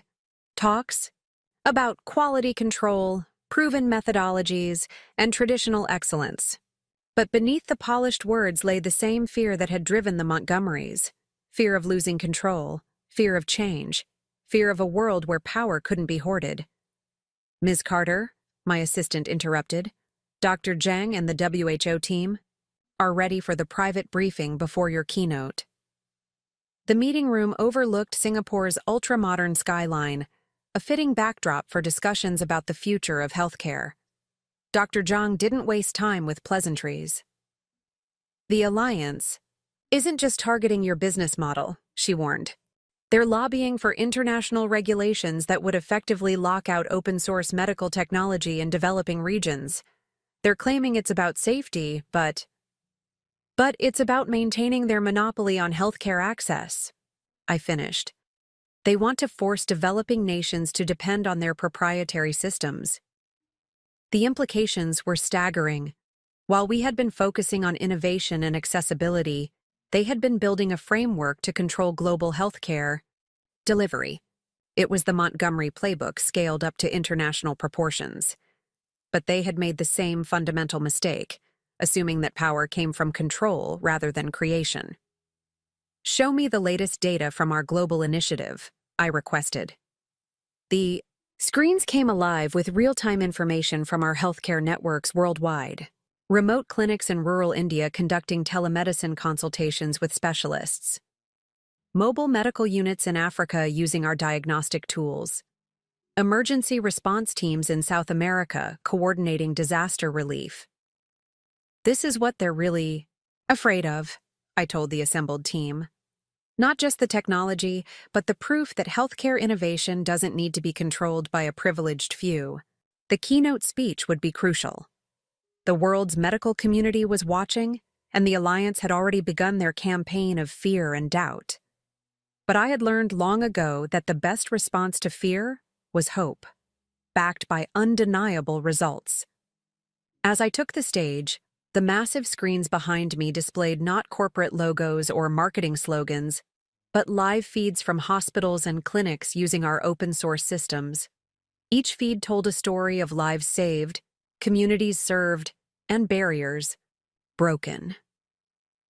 They tell us that healthcare innovation must be controlled to be safe, I began, my voice carrying across the packed auditorium. That only traditional power structures can ensure quality. That the old ways are the best ways. I paused, letting the words hang in the air. But I'm here to show you something different. With a gesture, I brought up new data, comparative studies showing how open-source healthcare technology had improved patient outcomes across every metric, cost reductions, increased access, faster innovation cycles. But most importantly, lives saved in places the traditional system had never reached. The choice before us isn't between old and new, traditional and modern, I continued. It's between a healthcare system that serves the few and one that serves everyone. Between innovation that's controlled and innovation that's shared. As I spoke, news alerts began flooding phones throughout the audience. The Alliance's carefully orchestrated launch was being overshadowed by announcements from their own member organizations. Young leaders within the old money families were breaking ranks, pledging to join our open-source initiative. Diana's tablet lit up with message after message. Developers, doctors, and healthcare administrators worldwide declaring their support for accessible medical technology. The Alliance's attempt to resurrect the old power structure was crumbling before it could even fully form.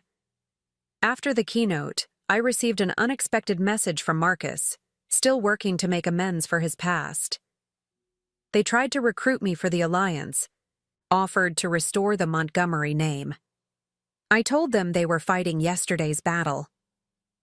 Looking out over Singapore's glittering skyline that evening, I reflected on how far we'd come from that rainy night at the Montgomery estate. The slap that was meant to remind me of my place had instead launched a revolution that was still transforming the world. The Alliance is already falling apart, Diana reported, joining me at the window.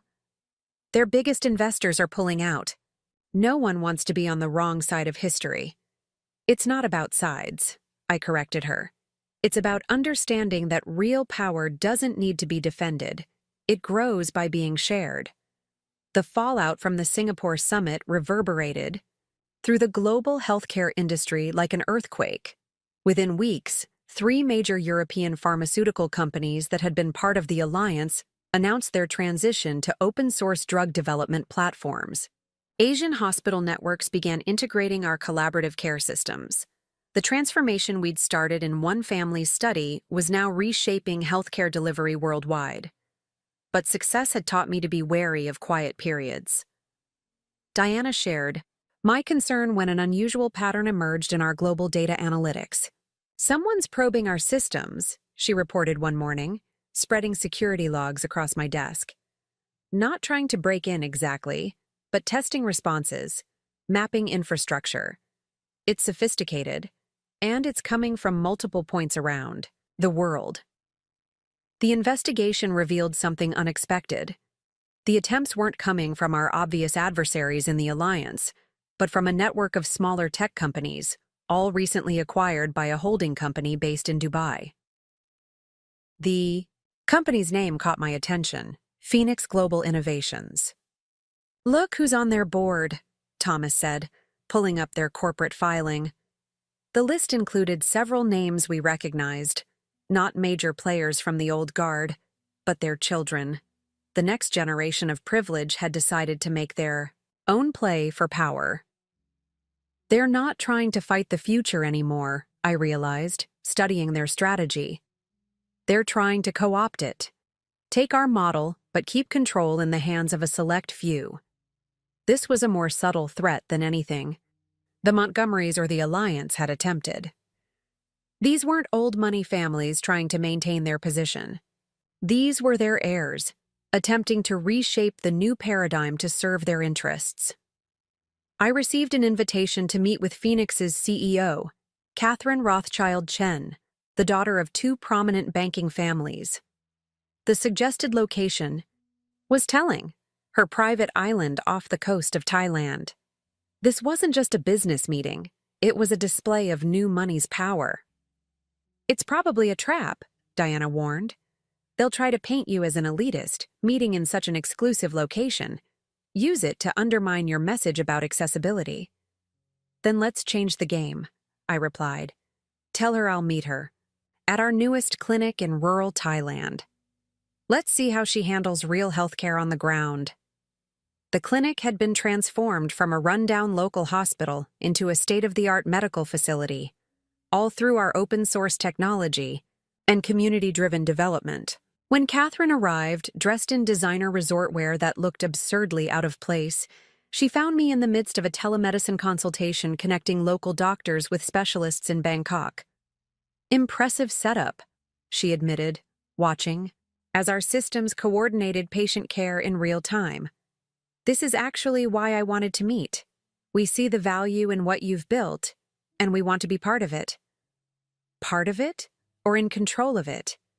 I asked, leading her through the busy corridors where our technology was helping save lives. Let's be direct, she said, stopping in front of a screen displaying our global healthcare network. We have the resources to take this model global, faster than you ever could alone. We're not the old guard. We understand the future is digital, collaborative, open. We just think it needs proper guidance. I had to admire her approach. It was more sophisticated than her parents' generation would have attempted. She wasn't trying to destroy what we'd built. She wanted to subsume it, guide it back toward centralized control through the subtle application of capital and influence. Look around this clinic, I told her. What do you see? She glanced at the busy medical staff, the patients receiving care, the technology seamlessly integrating with human expertise. I see a successful proof of concept, one that could be replicated thousands of times over with the right investment. That's where you're wrong, I replied. This isn't a proof of concept. It's proof that healthcare technology doesn't need guidance from the privileged few. Every innovation you see here was developed collaboratively. Every system improved by the people actually using it. That's not something you can buy or control. The world doesn't work on idealism, she argued. Someone always ends up in control. We're just being realistic about who that should be. No, I corrected her. You're being traditional about who that should be. The same way the Montgomerys were, the same way the Alliance was. You're still thinking in terms of control rather than creation. I pulled up our latest development data, showing her how healthcare innovations were emerging from unexpected places. Small clinics in developing nations, rural doctors solving local challenges, patients themselves contributing to better care solutions. This is what you're not understanding, I explained. We're not creating a new power structure for someone else to control. We're eliminating the need for that kind of control altogether. Catherine left the clinic visibly shaken, her carefully constructed plan confronting a reality she hadn't expected.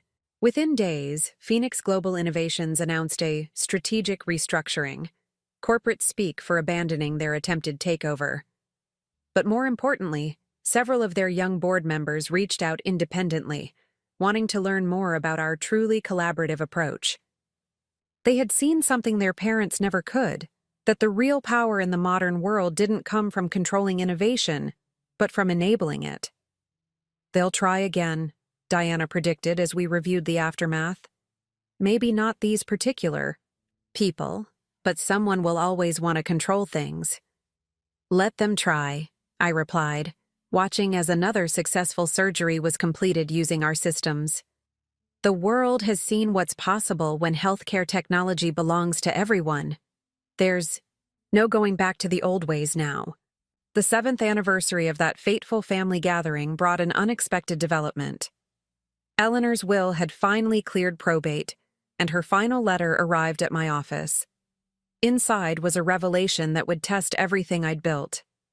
She knew, I told Diana, reading the carefully penned words. All those years ago, she knew the Montgomery Empire was built on stolen innovation, their first major breakthrough, the one that launched their real estate empire. It came from a developer who refused to sell. They didn't just pressure him, they destroyed him, made sure he could never build again. The letter contained detailed records, dating back decades, of how the Montgomerys had systematically appropriated others' innovations, crushed competitors, and built their empire on the ruins of others' dreams. But it was the final pages that truly shook me. They revealed that my own father's construction company, which had mysteriously failed when I was a child, had been one of their victims.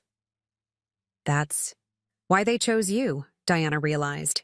They knew your background. They thought the daughter of a man they'd destroyed would be grateful for their acceptance, I finished. They never imagined I'd build something they couldn't take. The revelation added a new dimension to everything. My father's struggle, our family's sudden poverty, The years of watching him try to rebuild while mysterious obstacles appeared in his path. The Montgomerys hadn't just tried to steal my company, they had been destroying innovators for generations. But Eleanor's letter wasn't just confession, it was information. She had documented everything, including details about other families, still using the same tactics. The question was, what to do with this knowledge? We could expose them all, Diana suggested. Use the documentation to dismantle more than just the Montgomery legacy. Before I could respond, my assistant interrupted with urgent news. A major healthcare crisis had erupted in Southeast Asia, a rapidly spreading virus that was overwhelming local medical systems. Our open-source platforms were being deployed to coordinate responses, but something was interfering with implementation. Investigation revealed that several key medical facilities were being pressured to reject our systems in favor of traditional solutions. The pressure was coming from the same families named in Eleanor's documents. They're using a healthcare crisis to maintain control, Thomas reported, his voice tight with anger. People are dying while they play power games. The situation crystallized everything we'd been fighting for. This wasn't just about business anymore. It was about life and death. The old system of controlled innovation and restricted access was literally costing lives. I made my decision. Upload everything, I instructed our tech team. Not just Eleanor's documents, all of it. Every instance we've documented of innovation being suppressed. Every case of technology being restricted for profit. Every life lost because someone decided healthcare was a privilege rather than a right. Are you sure? Diana asked. This goes beyond the Montgomerys. Some of these families are still powerful. That's exactly why it needs to be done, I replied. The system only works because it stays in the shadows. Let's show the world exactly how their power has been maintained and what it costs. We launched what we called the Transparency Initiative. Every document, every record, every piece of evidence was made public through our open-source platforms. But we didn't just expose the problems. We simultaneously released our entire healthcare technology framework, making it freely available to any facility that wanted to implement it. The impact was seismic. Hospitals and clinics worldwide began adopting our systems, ignoring pressure from traditional power structures. Medical professionals shared innovations freely, creating a cascade of improvements that no single controlled system could match. But the personal impact hit closer to home. My father, now retired, called after seeing the news. I always wondered what really happened, he said, his voice thick with emotion. All those years, watching other developers with half my experience succeed while I couldn't get a permit approved. Dad, I started, but he continued. But look what came of it. If they hadn't done what they did, would you have built what you built? Would you have understood what real power looks like? His words struck me. The Montgomerys had tried to break my father, just as they'd later tried to break me. But in both cases, they had inadvertently created something stronger than what they destroyed. In the midst of the crisis, I received another unexpected message from Marcus in prison. I saw the release, he wrote. I finally understand what you meant about power not being something you take. Real power multiplies when it's shared. The virus crisis was eventually contained, largely thanks to the unprecedented cooperation between medical facilities using our open platforms. But the real transformation was just beginning. The exposure of how traditional power structures had restricted innovation sparked a global conversation about access to healthcare technology. It's not just about healthcare anymore, Diana observed, as we watched news coverage of hospitals worldwide implementing our systems. You've changed how people think about power itself. Looking at the real-time data flowing across our screens, lives saved, innovations shared, barriers broken, I thought about Eleanor's letter and the legacy of destruction it had revealed. The Montgomerys thought power meant taking what others built, I said. But real power? Real power is building something that no one can take because it belongs to everyone. The 10th anniversary of my split from the Montgomerys arrived with an unexpected invitation. The World Health Organization was hosting a global summit on medical innovation, and they wanted to hold it at a symbolically significant location, the transformed Montgomery Estate, now the world's leading center for collaborative healthcare development. As I prepared for the event, watching medical professionals from every corner of the globe file into what had once been the family's grand ballroom, I couldn't help but appreciate the poetry of the moment. The very space where Marcus had once tried to force me to sign away, my company was now hosting a celebration of shared innovation and open access to healthcare technology. "You might want to see this," Diana said, approaching with her tablet. The screen showed breaking news.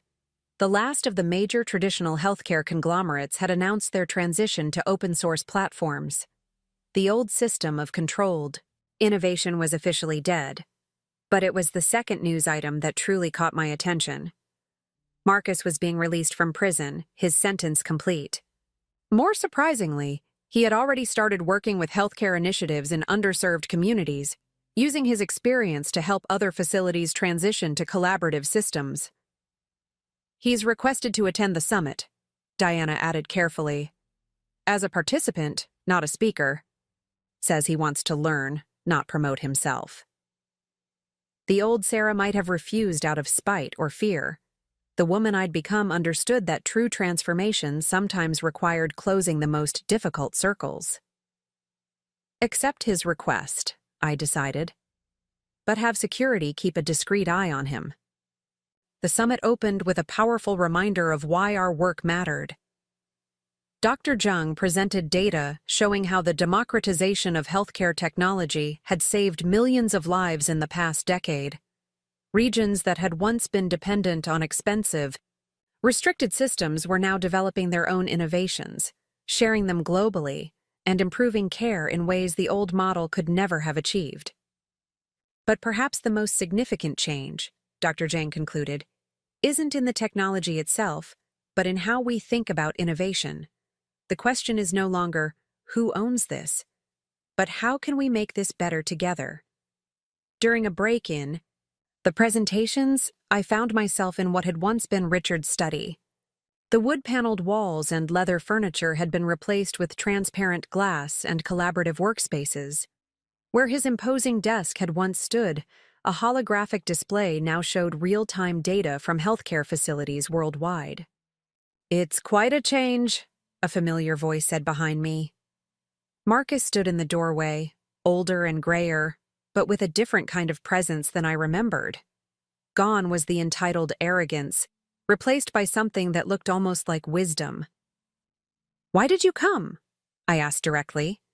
He stepped into the room, looking at the data display. "Because I needed to see it. Not just what you built, but what you understood that we never did. Power isn't something you hold on to. It's something you set free." Before I could respond, urgent messages began flooding in. A massive earthquake had struck a remote region of Nepal, and medical facilities were being overwhelmed. But instead of chaos, we watched in real time as our global network sprang into action. Hospitals worldwide began coordinating responses, sharing resources, and deploying emergency protocols we'd developed through collaborative innovation. "This is it, isn't it?" Marcus said quietly, watching the emergency response unfold. "This is what real power looks like." The summit transformed into a real-world demonstration of everything we'd been fighting for. Medical professionals from different countries and cultures worked seamlessly together, using technology that belonged to everyone to save lives in a crisis. Traditional barriers of ownership and control had been replaced by a system of shared knowledge and rapid innovation, the ISAI. The emergency response continued. I received an unexpected message from Catherine Rothschild Chen, the young CEO who had once tried to co-opt our model. "You were right. Control isn't power. Creation is. Our resources are at your disposal for the relief effort." Later that evening, as the summit participants gathered for a closing reception in the estate's garden, I found myself reflecting on the journey. The Montgomerys had tried to break me that rainy night, believing that power came from forcing others to submit. Instead, they had sparked a revolution that showed the world a different kind of strength. "Dr. Patel was looking for you," Diana said, joining me in the garden. "The pilot program in rural India has exceeded all expectations. They're not just using our systems anymore. They're improving them, creating innovations we never thought of." I smiled, remembering how the Montgomerys had once dismissed my ideas about healthcare technology. That's the real victory, isn't it? Not just sharing what we built, but creating space for others to build something even better. Looking back at the estate, now illuminated with the soft glow of collaboration spaces and research labs, I could barely recognize the imposing mansion that had once represented everything wrong with concentrated power. Like me, it had been transformed into something entirely different, something that created rather than controlled, that shared rather than hoarded. Marcus approached one last time before leaving. "I understand now," he said simply. "Thank you for showing me what I couldn't see before." As he walked away, I turned to the next generation of innovators gathering in what had once been a symbol of exclusion and control. They weren't interested in owning innovation. They were focused on creating it, sharing it, making it better together. The Montgomerys had tried to teach me about power through force and fear. Instead, they had inadvertently helped me discover something far stronger: the power of setting innovation free. A year after the WHO summit, I received an intriguing request. A prestigious business school wanted to create a case study about the transformation of healthcare innovation, using the Montgomery story as its centerpiece. The professor leading the project had an interesting connection. She was Claire's daughter, Alexandra, now a leading expert in ethical business practices. "We want to document more than just the business aspects," Alexandra explained during our first meeting in what had once been Eleanor's private sitting room. "We want to understand the human elements that drive real change, the moment when someone chooses to build rather than destroy." The project sparked something unexpected: a deeper examination of how power structures transform across generations. Alexandra had gathered testimonies from children of other prominent families, all sharing similar stories of choosing a different path from their parents. "The most fascinating pattern," she noted, showing me her research, "is how many of us witnessed our parents' pursuit of control ultimately lead to their downfall. It wasn't just the Montgomerys. It was happening everywhere." Her words resonated with a truth I'd observed but never fully articulated. The next generation wasn't just choosing different business models. They were fundamentally reimagining what success looked like. Diana arrived with surprising news that gave Alexandra's research additional weight.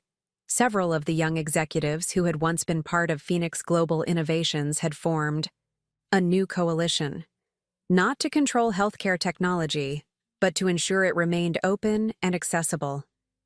"They're calling it the Innovation Commons," Diana reported. "They're using their resources to protect and expand open-source healthcare development. It's like they've taken everything their parents fought against and turned it into their mission." The impact of this generational shift became clear during a global health emergency. When a new pandemic threatened to overwhelm medical systems worldwide, the response was dramatically different from anything seen before. Instead of companies competing to control treatments and technologies, there was unprecedented collaboration. I watched from our command center as young leaders whose parents had once epitomized closed, controlling business practices now championed open innovation and shared resources. The Montgomery estate, once a symbol of exclusion, had become the coordination hub for a global response effort. "You know what's remarkable?" Alexandra observed as we monitored the crisis response. "A decade ago, these families would have seen this as an opportunity to consolidate power. Now their children are seeing it as a chance to demonstrate the strength of collaborative innovation." The success of the pandemic response provided powerful validation of everything we'd built. But it was a personal moment that truly illustrated how much had changed. Marcus's son, who had been just a teenager during the original confrontation, arrived at the estate with his own contribution to the crisis response, a new diagnostic tool he'd developed and immediately made open source. "I learned from both of you," he told me, surprising me with his candor. "From my father's mistakes and your response to them. You showed me that real legacy isn't about what you keep for yourself. It's about what you give to the world." His words echoed through my mind as I reviewed Alexandra's case study draft.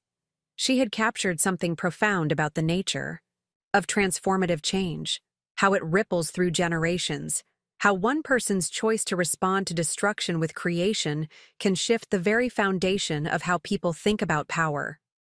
The Montgomery name, once synonymous with controlled power and privilege, had been transformed into a symbol of collaborative innovation.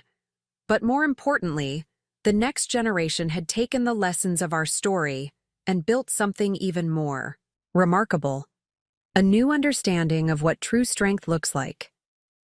As I walked through the estate's gardens, now filled with young innovators from around the world working on new healthcare solutions, I received a message from Diana.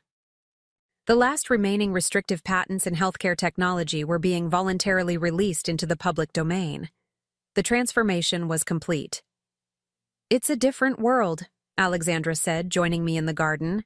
"And it started here, in this house, when you refused to submit to their version of power." I looked at the estate, remembering that rainy night when Marcus's slap had echoed through Richard's study. The Montgomerys had tried to teach me about power through force, but they had inadvertently helped create something far more powerful, a legacy of shared innovation that would continue long after all of us were gone. "The real victory," I told Alexandra, watching young developers collaborate on new healthcare solutions, "isn't in changing the past. It's in showing future generations a better way to build the future." 15 years to the day after that fateful family gathering, I stood in front of a different kind of assembly. The United Nations had convened a special session on the future of global healthcare, and our collaborative model had become the blueprint for a revolutionary international initiative. The session was being held in the transformed Heritage Tower, now the Global Innovation Center. The building that had once symbolized resistance to change had become a beacon of progressive healthcare development. But today's announcement would take everything we'd built to an unprecedented level. The Global Health Equity Initiative, Diana explained to the assembled representatives, will ensure that every medical innovation, regardless of where it's developed, becomes part of humanity's shared knowledge base. No more patents restricting access. No more artificial barriers to care. As she spoke, I noticed a familiar face in the audience, Richard Montgomery, released from prison 2 years ago, now notably aged. He had requested to attend, not as a participant, but as an observer. Beside him sat his grandson, Marcus's son James, who had become one of the leading advocates for open-source medical development. The contrast between generations was striking. Richard, once the patriarch of a family that hoarded power, sat quietly while his grandson presented data, showing how collaborative innovation had revolutionized healthcare delivery in underserved regions. During a break in the proceedings, Richard approached me. The years had stripped away his once imposing presence, leaving behind someone who seemed smaller, more human. "I've been watching," he said, his voice carrying none of its former authority. "Everything you've built, everything you've changed. I didn't understand it then, but I think I'm starting to now." Before I could respond, an urgent alert flashed across the center's screens. A massive earthquake had struck a region in Central Asia, threatening to overwhelm local medical infrastructure. But instead of panic, we watched something remarkable unfold. The global network we'd built sprang into action automatically. Hospitals worldwide began coordinating responses. Medical professionals from different countries started collaborating in real time. Innovation that would have once been restricted by patents and profit motives flowed freely to where it was needed most. This, I told Richard, gesturing to the screens showing the coordinated response. This is what real power looks like. Not controlling innovation, but setting it free to help whoever needs it. James joined us, tablet in hand, already coordinating. With development teams. "Grandfather," he said, "watch this." He pulled up a visualization showing how medical technologies were being adapted and improved in real time as different teams worldwide collaborated on emergency solutions. Richard's expression shifted as he watched the data flow. "All those years," he murmured. "We thought we were building something permanent by keeping control. But this is actually permanent, isn't it? Because it can't be controlled or taken away." The emergency response became a live demonstration of everything we'd been working toward. Teams that would have once competed were now collaborating seamlessly. Innovations that would have once been locked behind patents were being freely shared and improved upon. The old barriers of privilege and profit had been replaced by a system that valued impact over control.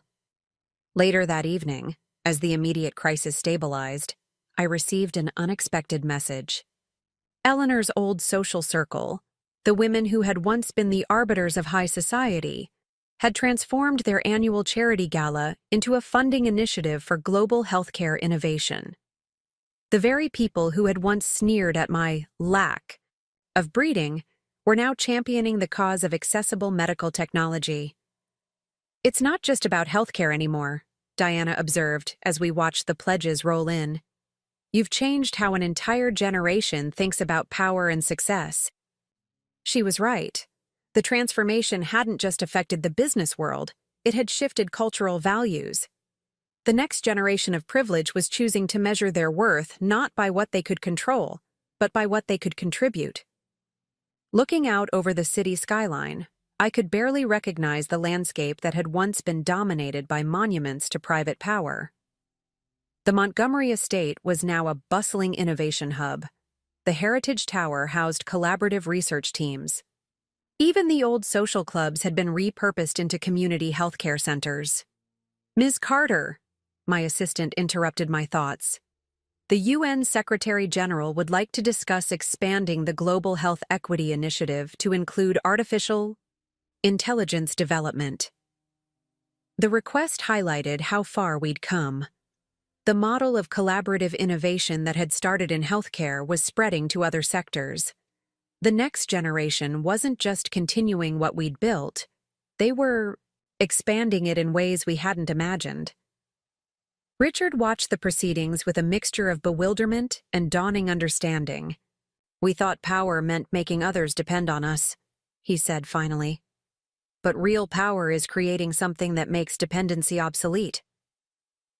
His words captured the essence of everything that had changed since that rainy night 15 years ago.